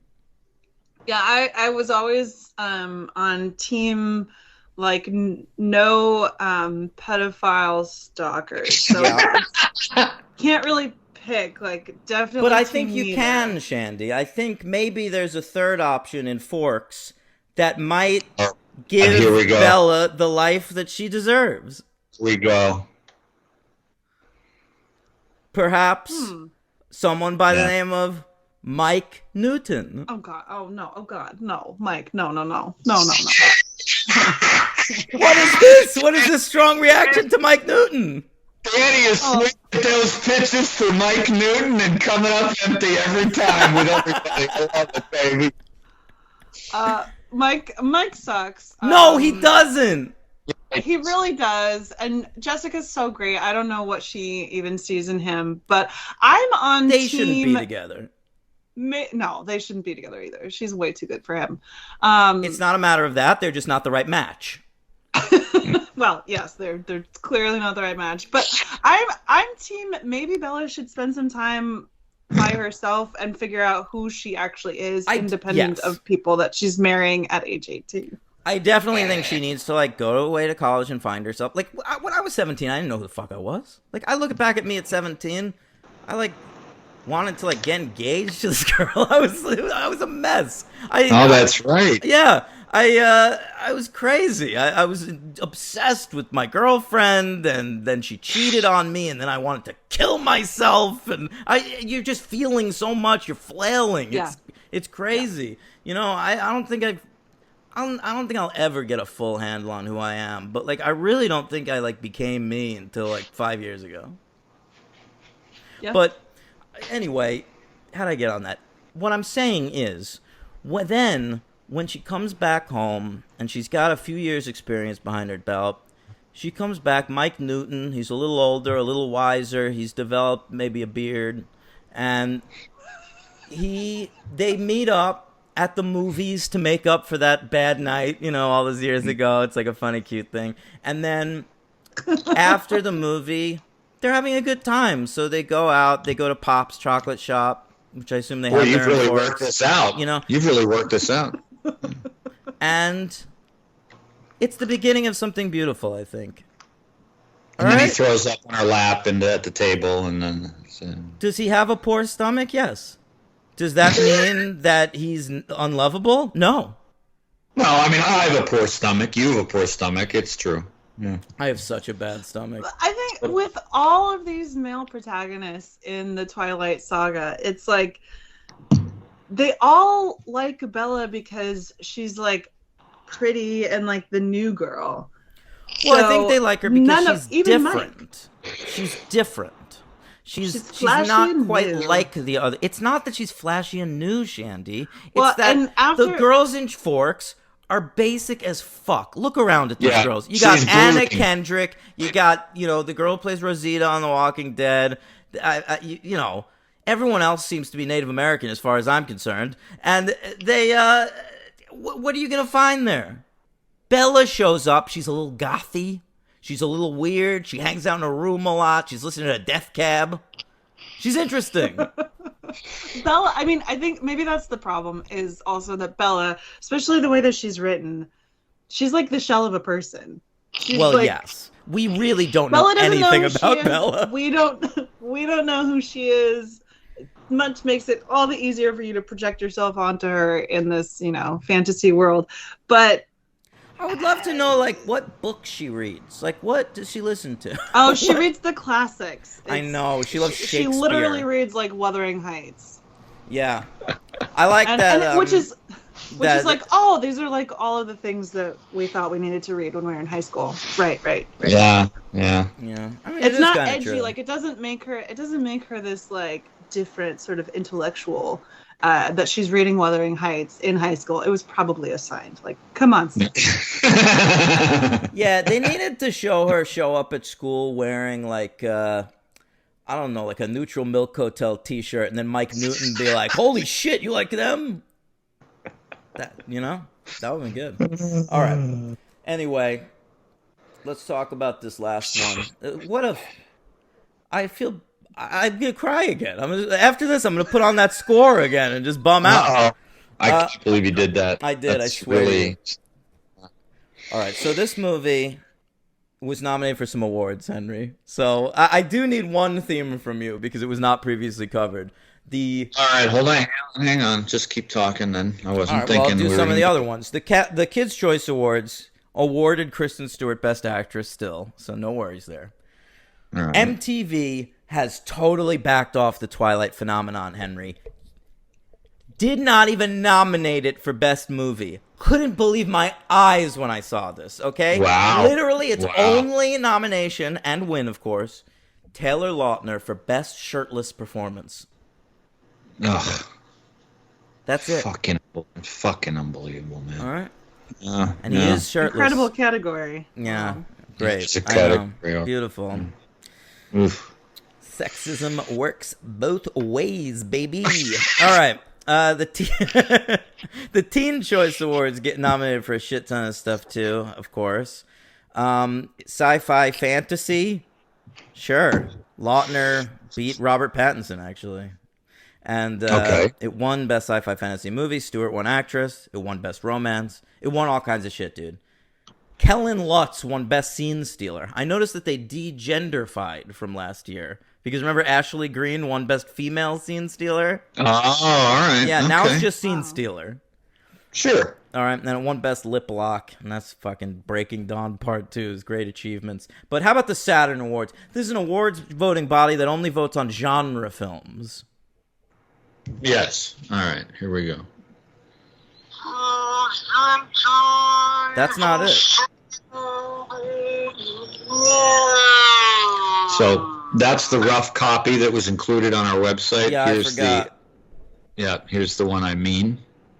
Saturn is between Uranus and Neptune. Saturn, whoa, sci-fi films. Sure. What do you think? What do you think of that theme, Shandy? Nice. One of the best. You like that? What's the best? Anytime one you can so incorporate Uranus into something. far? I know. Yeah, well, some of the ideas that did just come to me. I can't Henry really always explain. goes for the low-hanging fruit. Do you guys remember growing up? There was like a year or two where they were trying to sell us on the fact that it was pronounced Uranus. I absolutely remember it. I think about it all the time. I switched. I started saying Uranus, and then a couple years later in school, people were like, "What are you doing? It's Uranus." And I was like, "What the fuck?" I grew up hearing it as Uranus, and then the Uranus thing came around, and I was like, "So it's either anus or urine." I mean, Great point. I never even thought about that. True story. I didn't think of it till just now. But yeah, it's Uranus to me.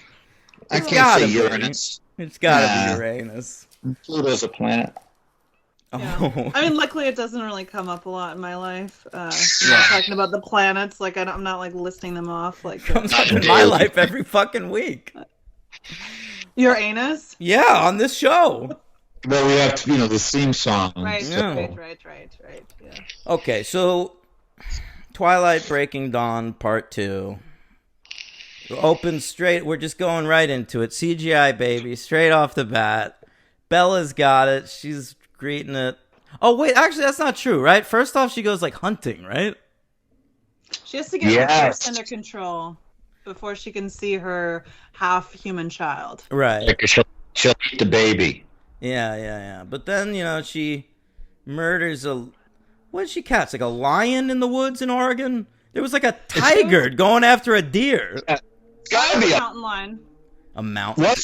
Do they have those? It was 100%. Yeah, it was a mountain lion. But before that, she was like scaling El Capitan or something. Like, what was that? Like, where is that located in Washington State? I like having a Westerner on here. This is helpful for geographical reasons. And where's El Capitan? In Yosemite. Oh, who knew? All right, yeah, she's climbing a rock face and almost kills that guy. Wait. I don't even think the guy who was climbing noticed her. No. Yeah. But okay, but El Cap, have you guys seen Free Solo? Yes. You're movie people. I've not. I did see that. That asshole guy who's the protagonist of that movie. He's a real prick. There's an asshole? I thought it was like an inspirational story about a guy climbing a mountain.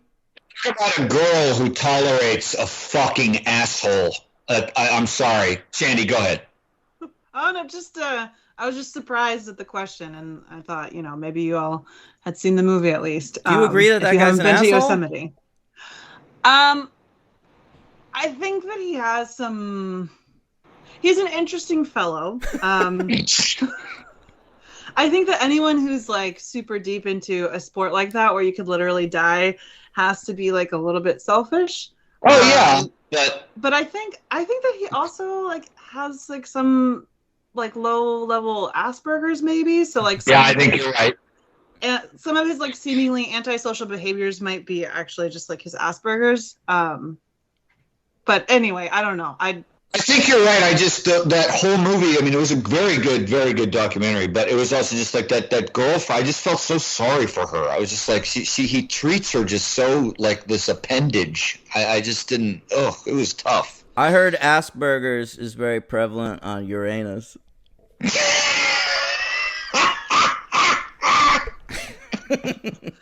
nailed it. Thank you.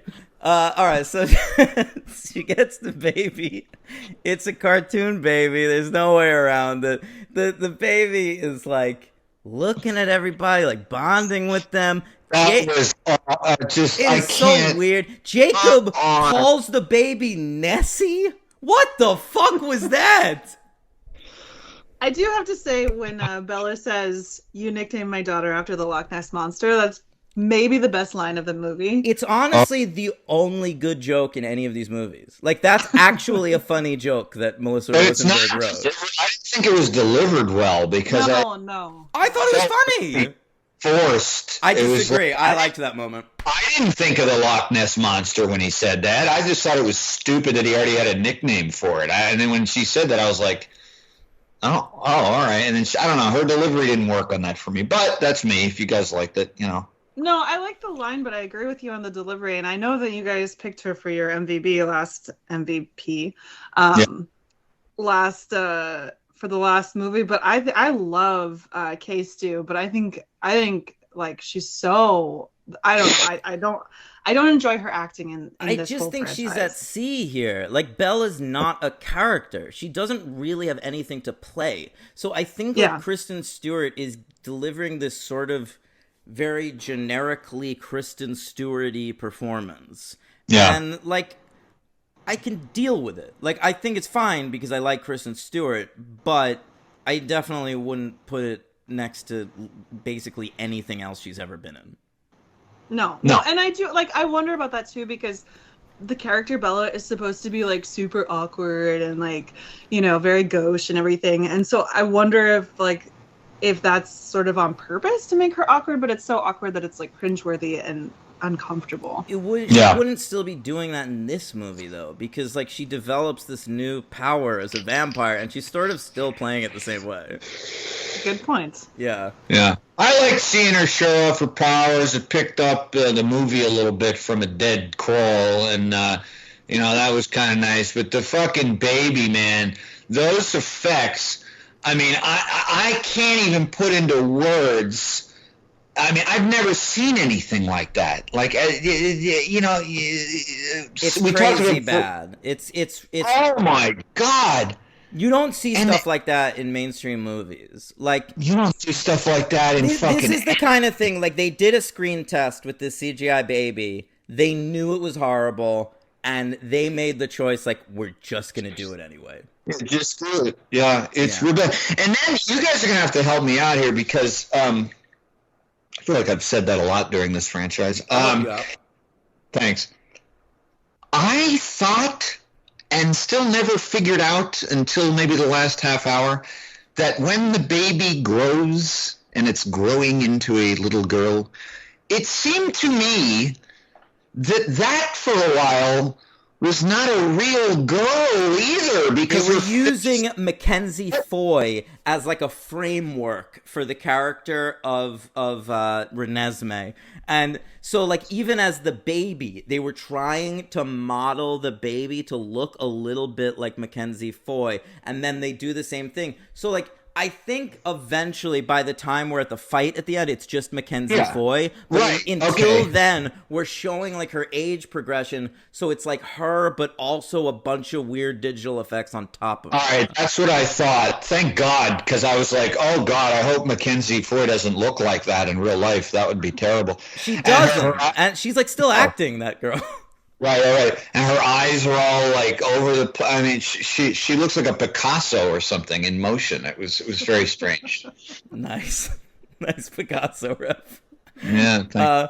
All right. So something that's interesting is that Charlie does not know yet that Bella is alive and has a baby. So Jacob, of course, takes it upon himself, because this situation has nothing to do with him whatsoever, to tell him. So he pulls Charlie aside. He says, hey, let me explain this to you in the weirdest way possible. The world as you know it is different. Magical creatures exist. And he's like, what are you talking about? Let me show you my dick. Hang on. So he takes his shirt off, takes his pants off. Charlie, understandably, is like, Jake? I'm not sure. Like, it's almost a gay panic joke, but I understand it. Like, if Taylor Lautner started stripping in the woods near me, I think I'd have an even weirder reaction. Yeah. I would be okay with it. I know you would, Shandy. Oh, listen, he's not my thing. He's too muscly. Anyway, so he strips for Charlie, and we don't see him turn into the wolf, so they don't have to waste money on that. And then, whatever. Meanwhile, back... The wolf. What are you talking about? I don't remember, whatever. Cullens, back at the Cullens. Oh, you're right, he does. I noticed that because he took off his pants. And until then, we've never seen them do that. Billy Burke, starts to run around, whoa! And then he's all right with it. Yeah. How about at one point we get a shot of Billy Burke when Bella was a baby and he doesn't have a mustache. I didn't like it. I don't remember that. So Bella beats Emmett in arm wrestling. That's fun.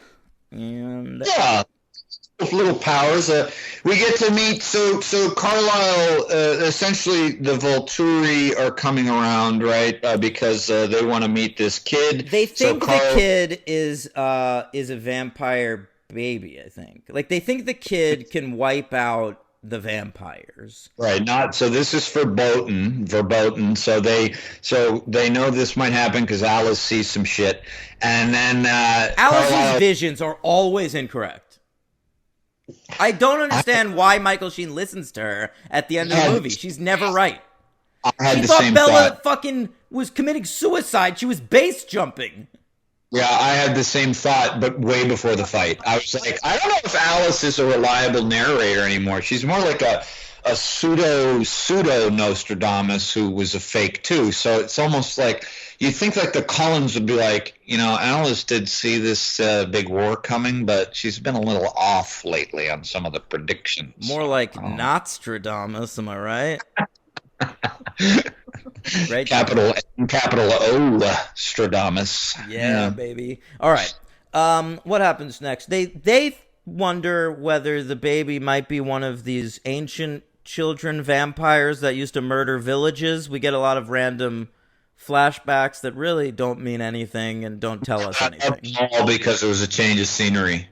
Yeah, I kind of did too, actually. I was like, oh, good. This would be neat. How do they depict this time in history? Yeah. Okay, but then it's time for my least favorite part of this movie. When they decide, for no reason, like, they're not forming an army. Like, they want witnesses. They want to gather a bunch of vampires as witnesses that can, like, tell the Volturi, like, no, we've been hanging out with this kid for days, and it hasn't shown any dangerous shit at all. It's a MacGuffin. It's a really poorly done red herring. It should have just been an army. It should have been there ready for war, and that is it. This whole witness thing, it also smacks of religiosity to me. Exactly. Somebody. That's what I was gonna say. It's like asking someone to witness is like so LDS. I don't know that. It's not just LDS. I think it's just a lot of religions have this thing where they want people around, to witness a baptism or anything like that. Yeah, don't you have to have a witness at a wedding? Yes, and then and all this kind of stuff, and I didn't care for it. Okay, so they recruit a whole new cast of characters, like 17 new characters, and we have to learn their names and their powers and where they come from, and we're going to spend about a half hour on this. This is the last movie in a 5-movie series. I want to know what Bella's going to be doing, like Edward and Jacob. Jacob, I can even take her and leave him, but... What am I? No, you're seriously bringing in Lee Pace and Rami Malek in movie fucking 5? So we meet Rami Malek, who's Pyro. We meet he has all the elemental powers, Henry, and we get to see him. We get to see him use each of the 4 one time each. He throws water around. He throws fire around once. Okay. I don't remember what the air thing is. But it was when he's meeting Renesmee and he like has the smoke. Yeah. Boom. Yeah. And then at the end during the fight that doesn't actually take place, he punches the ground and splits it. Like I don't know what like else he's that Jax was. from Mortal Kombat. Earth. Yeah, Earth, right. And then we get Electro, and she was cool. She had little jolts, little short voltage jolts. Yeah. We meet Lee Pace from *Halt and Catch Fire* and *Wonder Falls*, one of my favorite actors, and *Pushing Daisies*. And he's, quote, a patriot that Carlyle met at Yorktown. And so he fought on the side of the Americans in 1776, and he hates Brits, even the Beatles. That's my favorite line in the movie. I know, because you hate the Beatles. That was a great line. I hated the first British invasion. I hated the second one even more. That's not a good line, though. You just liked it because you don't like the British invasion. I like certain Brits invasions, peoples. Sure. I feel like this is the time for us all to just remember, because we really should never forget it when we're talking about, former soldiers, etc. Jasper is a straight up Confederate soldier. Shandy, on this show, we never forget that. Okay. Shandy, I have a name for him. Shandy, it is Stonewall Jackson Rathbone. Nah, that's right. That's a good joke. Stonewall Jackson Rathbone. It's brilliant. All right, Henry. Piece of shit. He is a piece of shit. Not Jackson Rathbone. I mean, maybe he is. Who knows? So we also meet Peter, who fought alongside Jasper in the Civil War. So another Confederate. Yeah, absolutely. Crawling in Confederate soldiers. Yeah. Fuck Christ. And he has a cute girlfriend with him who never has a line of dialogue, even though I recognize the actress. Yeah. She was on the show The Following. Remember that show with Kevin Bacon? Yeah, I didn't watch it, but yeah. You didn't miss anything. All right. I know. Who else is there? Are there other... Rami Malek we talked about. Whatever. There's a whole bunch of them. There's that one Zafira who can make people see things. That comes into play. Did I say that character's name right? Who knows? Who knows? Bella, we learn, has defensive powers. That's why nobody could read her mind a few movies ago. Yeah, she's like Miss Invisible in the Fantastic Four, right? Oh, yeah. I guess she can make little force fields. That's true. Right. Invisible Woman, yeah. So Alice has left Bella a clue in a copy of The Merchant of Venice. She chose that book because it's the Bard's greatest work of anti-Semitic fiction. And so... Well, they hang out with Confederates. I mean, what do you expect? Yeah. Yeah, it's true. So she takes this opportunity to go up to Seattle, I guess, where she meets Bunk from The Wire, and he's playing. Oh yes. Yeah, he's playing a character named Mr. Jenks, which is I liked because my friend Eric has a cat named Mr. Jinx. Oh. Well, Yeah. Bunk. Spoiler alert: he's my MVP. I get it. I totally get it. I mean, he I like classes this. up the joint for like a second. Yeah, he does, and I like this scene. Is he the only Yeah. one in this entire franchise ever to wear a fucking suit? That's a great point. Probably. Yeah. He's got a fake ID for Jacob. Henry, did you notice the name on the fake ID? No, not till your letterboxd review, and then I was cracking up. I didn't pay attention. Yeah. I give you Jacob Wolf. I mean, honestly, it's not that much better than Lupin. Yeah, look, Lupin. In, Lupin was the in, werewolf in Harry Potter, Henry. Oh, of course. So that's Rowling. She doesn't. Yeah. Come on. She doesn't try. But Rowling, They could have at Rowling least named them, like, studied, Lycan. Latin. Yeah. Sure. There's a lot of that sort of thing.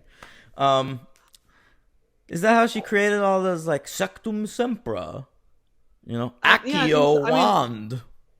She also was a French teacher. So there's a lot of French, but of course, French coming from Latin. It's, anyway. There's a lot of everything in there. I gotta know. Like Voldemort is Dead. Like stealing Mort death. means die. I never Yeah, thought about and that Vol- until right now. Vol, V-O-L, means either to fly or to steal, like theft of death. Ooh. You pick your Wow. pick your favorite She was setting up the Horcruxes right there from the names. from the beginning. Yeah, Well done, Shandy. Do you speak Latin or did you learn it? I'm a French teacher. French teacher. Okay, there you go. Wow. Yeah. Isn't your husband a French fella as well? Sure is. Yeah, that's right. Yeah. Je m'appelle Henri. Comment ça va? Oh, Henri. What a very French name, yes. Indeed. Especially when you say it like that. Merci. Jesus Christ. All right. Merci So, beaucoup. so the plan, the reason she's getting the fake ID for Jacob is she's going to send her child off with Jacob. Yeah. Yes. That's I feel like horrifying. I should mention I googled Mackenzie Foy, and she now in 2021 is 21 years old. So like I guess now it's okay, right? Well, I mean, she's looked 21 for ages, Shandy. So I don't think we're willing to wait, baby. All right, but what's she doing these days? Like, what's Mackenzie Foy acting in right now? I didn't get that far. Okay, fair enough. I'm kind of curious, but I'm always interested in how these big actors do, especially because like Dakota Fanning is present and accounted for in this movie. Yes. She like never Yes. has anything to do in these Twilight movies. I got her right here. She was in the first Conjuring. Oh, guess this she- was the big one was Nutcracker and the Four Realms. She was like the lead in that movie, and it was like a huge budget movie, and it tanked real bad. And she was the young version of, I guess, who was in Interstellar? Was that Jessica Chastain in Interstellar? Yeah, Jessica Chastain. And I just saw her in No, that's another movie. Sorry, forget it. Okay. You watch. So she- You got to watch that Tammy Faye Baker movie, man. I know. It's I know. mad good.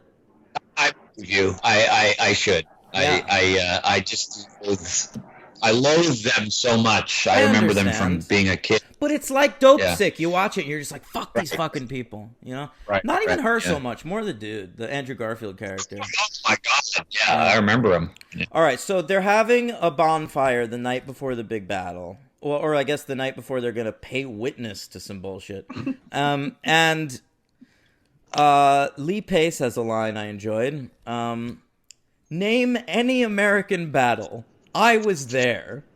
Yeah, that can't be true. What does that even mean? Like, is he referring... Was he, like, in Germany fighting in World War II for the Americans? Or has he just fought on battles on American soil. And how could he be at every battle when there are battles taking place simultaneously in every war? That would be quite amazing. It's another great point. I guess he just goes to the important ones. Like, he gets the buzz. He's like, I think Gettysburg, that seems like big. That's going to be a big one. I hear about Battle of the Bulge. All right, I'll get over there. That sounds like it's going to be something. Yeah, Verdun. I'll hang out over there during World War I. Do you think he was at January 6th? If he is a Unionist in the Civil War, then I would hope he was not at January 6th. I don't know that he is. He was a patriot in 1776. We don't know what his beliefs were during the Civil War. That's a very good point, what side he fought on. Yeah, I wonder if he fought opposite Stonewall Jackson Rathbone. Well, Stonewall Jackson Rathbone was definitely at January 6th. We know that for a fact. So. Oh, 100%. Definitely, by the way, Nikki Reed and Jackson Rathbones have had some arguments over Trump. Yeah. All right? Because Rosalie's definitely pro-life, but she strikes me as a little more of a caring sort than this Jackson Rathbone fella. She might not care for DT. Right. So Lee Pace does say he was at the Battle of Little Bighorn, and he came, quote, this close to biting Custer. Oh, what are we even doing in this franchise anymore? I don't know what that meant. Was he a wolf during the Battle of Little Bighorn? No, he's a vampire, of course. He's a vampire. He had to eat Custer.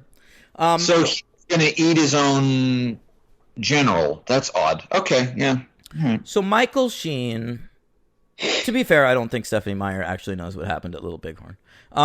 Michael Sheen shows up. It's time for the Volturi. He immediately wins my heart over by referring to Bella as a Bella. Yeah, his laugh he does. Yeah. The laugh shows when, oh my God, yeah, he's off the rails, man. Yeah. Biggest disappointment in this movie. I mean, you go ahead. You're giving the outline. Maggie Grace, she's there from the wedding, still from Lost, and someone rips her head off because she started this whole thing and she deserves it, I guess. Next, Alice and Jasper return with evidence that the kid's fine, I guess. That was, ugh. Yeah. So Alice touches Michael Sheen and says, I think you're always going to kill this baby, no matter what we do. So let's just fight. And then a big fight starts, and it starts out pretty fucking baller. Like the fight. Yeah. Liked the fight. Michael Sheen jumps up, immediately rips Carlisle's head off. Carlisle doesn't get a fucking punch in. And this guy, he's been big upping himself from movie after movie. He's king of the fucking vampires. And I was like, hell yeah. Right. And we get to see a lot of deaths, a lot of decapitations. There's so many decapitations and zero blood. Yeah, I know. We get a crevice in the earth that Pyro creates. Rami Malek. Renesmee rides Jacob, which is exactly what Jacob wants.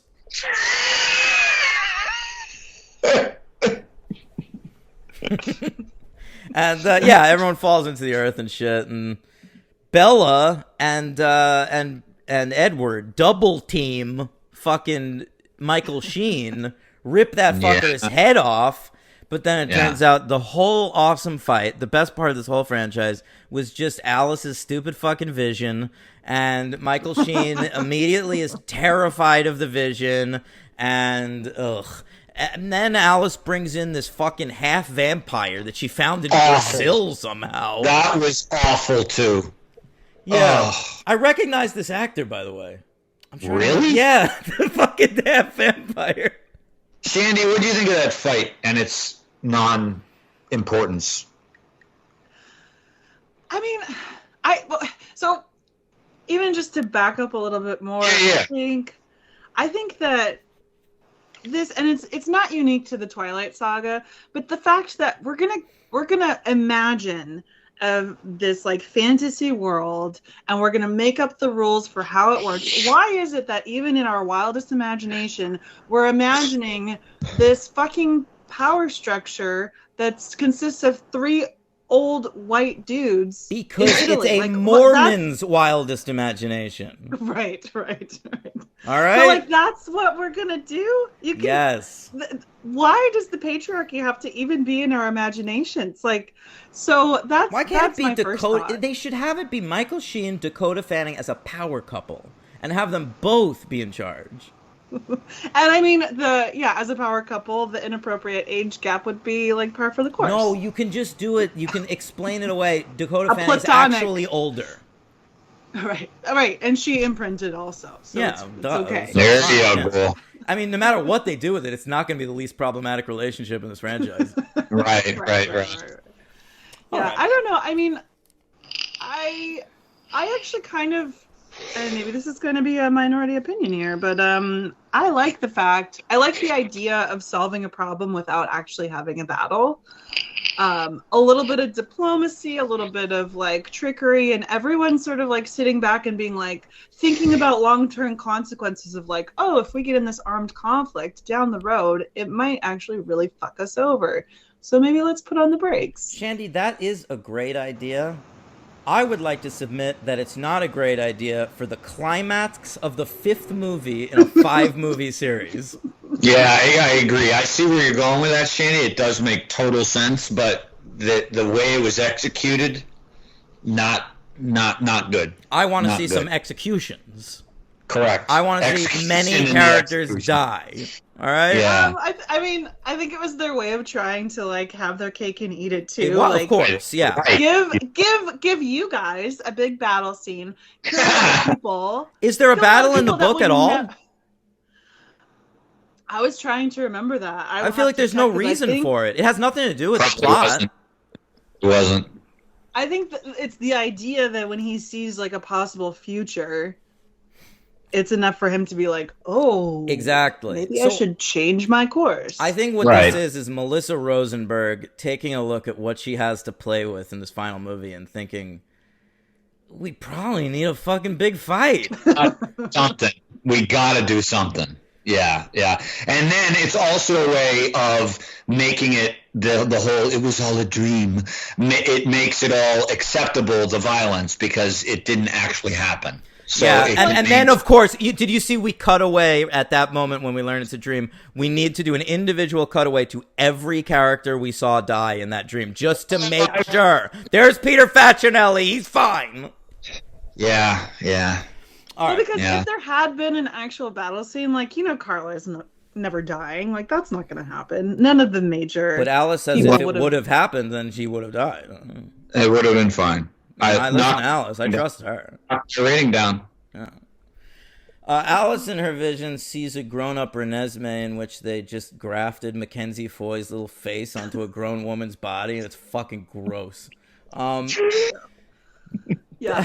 And also, like, is she grown up? Because she still looks like a bit of, like, she's a minor. I don't know. Like, it's Well, she still looks like a minor because she's got a little girl's face. Right. It's crazy. Not great. Not great. Bella. Oh, right. They go into the flower field at the end of the movie once everything's happy again. And Bella shows Edward a montage of the franchise. And he's like, wow, those look like good movies. And Yeah. there's a really I terrible... thought you meant she showed him a montage of our show. Oh, no, the Twilight franchise. That would have been cool if she did that. Nah, she wouldn't have liked it. He wouldn't have liked it as much. Yeah. We've talked some shit about him. I have, anyway. Then there's a bad song playing during this, too. I gotta say, these Breaking Dawns had the worst music of the franchise. I like the music in the first 3 more. Totally agree. And Carter Burwell didn't really. I think by this point he was just like, Except for the Beautiful Love theme that made me cry. all right, you went back and listened to it. That's Yeah. great. You're a mystery. Yeah. So they really love each other. They decide they're gonna stay together forever, and we even get a shot of the final page of the Twilight novels with the word forever, apparently the last word of the series, and we close in on that word. And I was thinking, like, they really should keep the franchise going. Like, you can do more with this franchise. Here's my pitch. I have a pitch for a Twilight sequel. These two want to stay together forever. So let's play that out. Let's do like a post-apocalyptic Mad Max wasteland movie with Bella and Edward still together at the center of it. It's not bad. No, but they'd have to get different actors at this point, right? No, you do the same. Oh, because they look older? Whatever. You could use de-aging shit. Do the Irishman shit. Sure. All right. Yeah. All right. Then, in my favorite touch in the entire franchise, something I genuinely, total earnestness here, wish every franchise would adopt. We get picture credits for every actor that has appeared in all of the movies, including both Victorias, Rachel LaFave and Bryce Dallas Howard. Couldn't believe my eyes. Incredible. All right. Do you agree? Picture credits. Oh, yeah. No, the picture credits are a nice touch. They're always nice. And in a movie like this where you had to sit through 10 hours of it, it's nice to What recap. if at the end, you wouldn't have popped out of your seat, Henry, in excitement, if at the end of No Time to Die, they showed every important character from every Bond movie dating back to Dr. No? Oh, I would have lost my shit. That would have been It would have incredible. been fucking awesome. You watch it? No. Oh, okay. Yeah, right. Yeah, but that would have been amazing. Yeah, that would have been amazing. Yeah. Yeah. All right, what do you give this movie? You know, it was at a 3 at that fight. I was like, you know what? Finally, and this movie picked up the pace. I like their powers. I like the pace. And then when they fucking dream sequenced that shit, I was like, fuck this cop out and screw that CGI baby. And it went to a 2. Oh, I thought you were going to give it a 1. I am definitely still at a 2, yeah. I'm at a 2. Almost made a 3, though. I've only given one of these movies a 3. Is that a 2? New Moon's my only 3. Eclipse is my only 3. Yeah. Shandy, what do you give this one? I'm going to stay at a 3. Stay at a 3. All right. So 3, 2, 2. MVP, Blanc. Oh, right. Yeah. You know, I guess I'll just go with Michael Sheen again. Fair enough. Yeah. What about you? I think Dakota Fanning, just for no other reason than she's Dakota Fanning. Oh. But is she even still the best Fanning? I feel like Elle has eclipsed her. The best Fanning. Yeah. What else? LVP for me is the baby. The baby? You're going with the fucking baby? Yeah, it gets the LVP. All right. Yeah. What about you, Shandy? The baby's a fair choice, but I have to go with Arpats just for his delivery of the line when he says that Jacob imprinted on his baby. Because it's given, like, without any emotion. Like, it's just the weirdest thing. Like, he would have some feelings about that. He's barely trying anymore. He's basically British in this movie. He checked out. Yeah, I think he checked out Pattinson by this point. Mm-hmm. Yeah. That said, I still think he's better than multiple actors in this movie, one of which is an Academy Award winner. My LVP is Rami Malek. Jesus Christ, I can't take your face. He sucks. You know, yeah. I loved Mr. Robot. I loved it. I was a Rami Malek fan, and I cannot take this fucking guy anymore. Neither. I have never seen him in anything I like, because I didn't watch Mr. Robot, but I've seen him in multiple things, and I just don't. Yeah, doesn't do it. He doesn't work. Wring his neck. No. Anyway. Rank them. Oh, yeah. I wrote it down, Henry. I had to prepare for that. So did I. Yeah. All right. What? Shandy, you got Are you gonna participate? Okay. I can try, but the first few are a blur. Okay, what is I'll go by the books. Oh, great. What's the worst Twilight? Henry. Twilight Breaking Dawn Part 1. I agree. I also went with Part 1. Shandy? Shoot, what's the one before this called? Eclipse? Eclipse, yes. That's the worst. At least book-wise, it's the worst. Okay. Henry likes I just think of the tent. I hate all that shit in the tent at the end. Oh my god, the tent's the word. Did you? Hey, there's a scene in this last movie where Bella's in a tent with Renesmee, and I was having like flashbacks of that fucking tent. Yeah. With Jacob and stuff. Oh. Holy shit! Jacob and, I was Edward talking while she's sleeping, and then she cheats on him the next morning. Oh my god! And I in my head I was like, wait, that's not this movie. That can't happen now. Yeah. But yeah, different tent. Oh. Okay. Terrible. Number 4. All right. Twilight Breaking Dawn Part 2. Same here. But significantly higher than Part 1. It's a leap, but okay, we're in agreement so far. All right. Shandy, probably less significant. Best. Yeah, no, maybe a little significant. 1 is the worst. Yeah. I almost went with a 1 star on 1. Yeah, me too. Mm-hmm. Yeah. Shandy, yeah. I'll go with Breaking Dawn Part 2. Okay. Oh, we're all Breaking Dawn Part 2 there. So you think Breaking Dawn 1 is the better movie? I mean, they had sex and like they have sex in the second one too. It's a better sex scene. Yeah, but like she's been waiting for, You just want to watch him crack that hymen.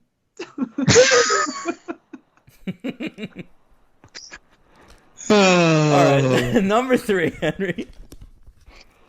Number 3 is Twilight New Moon. Bullshit. I'm going with Eclipse.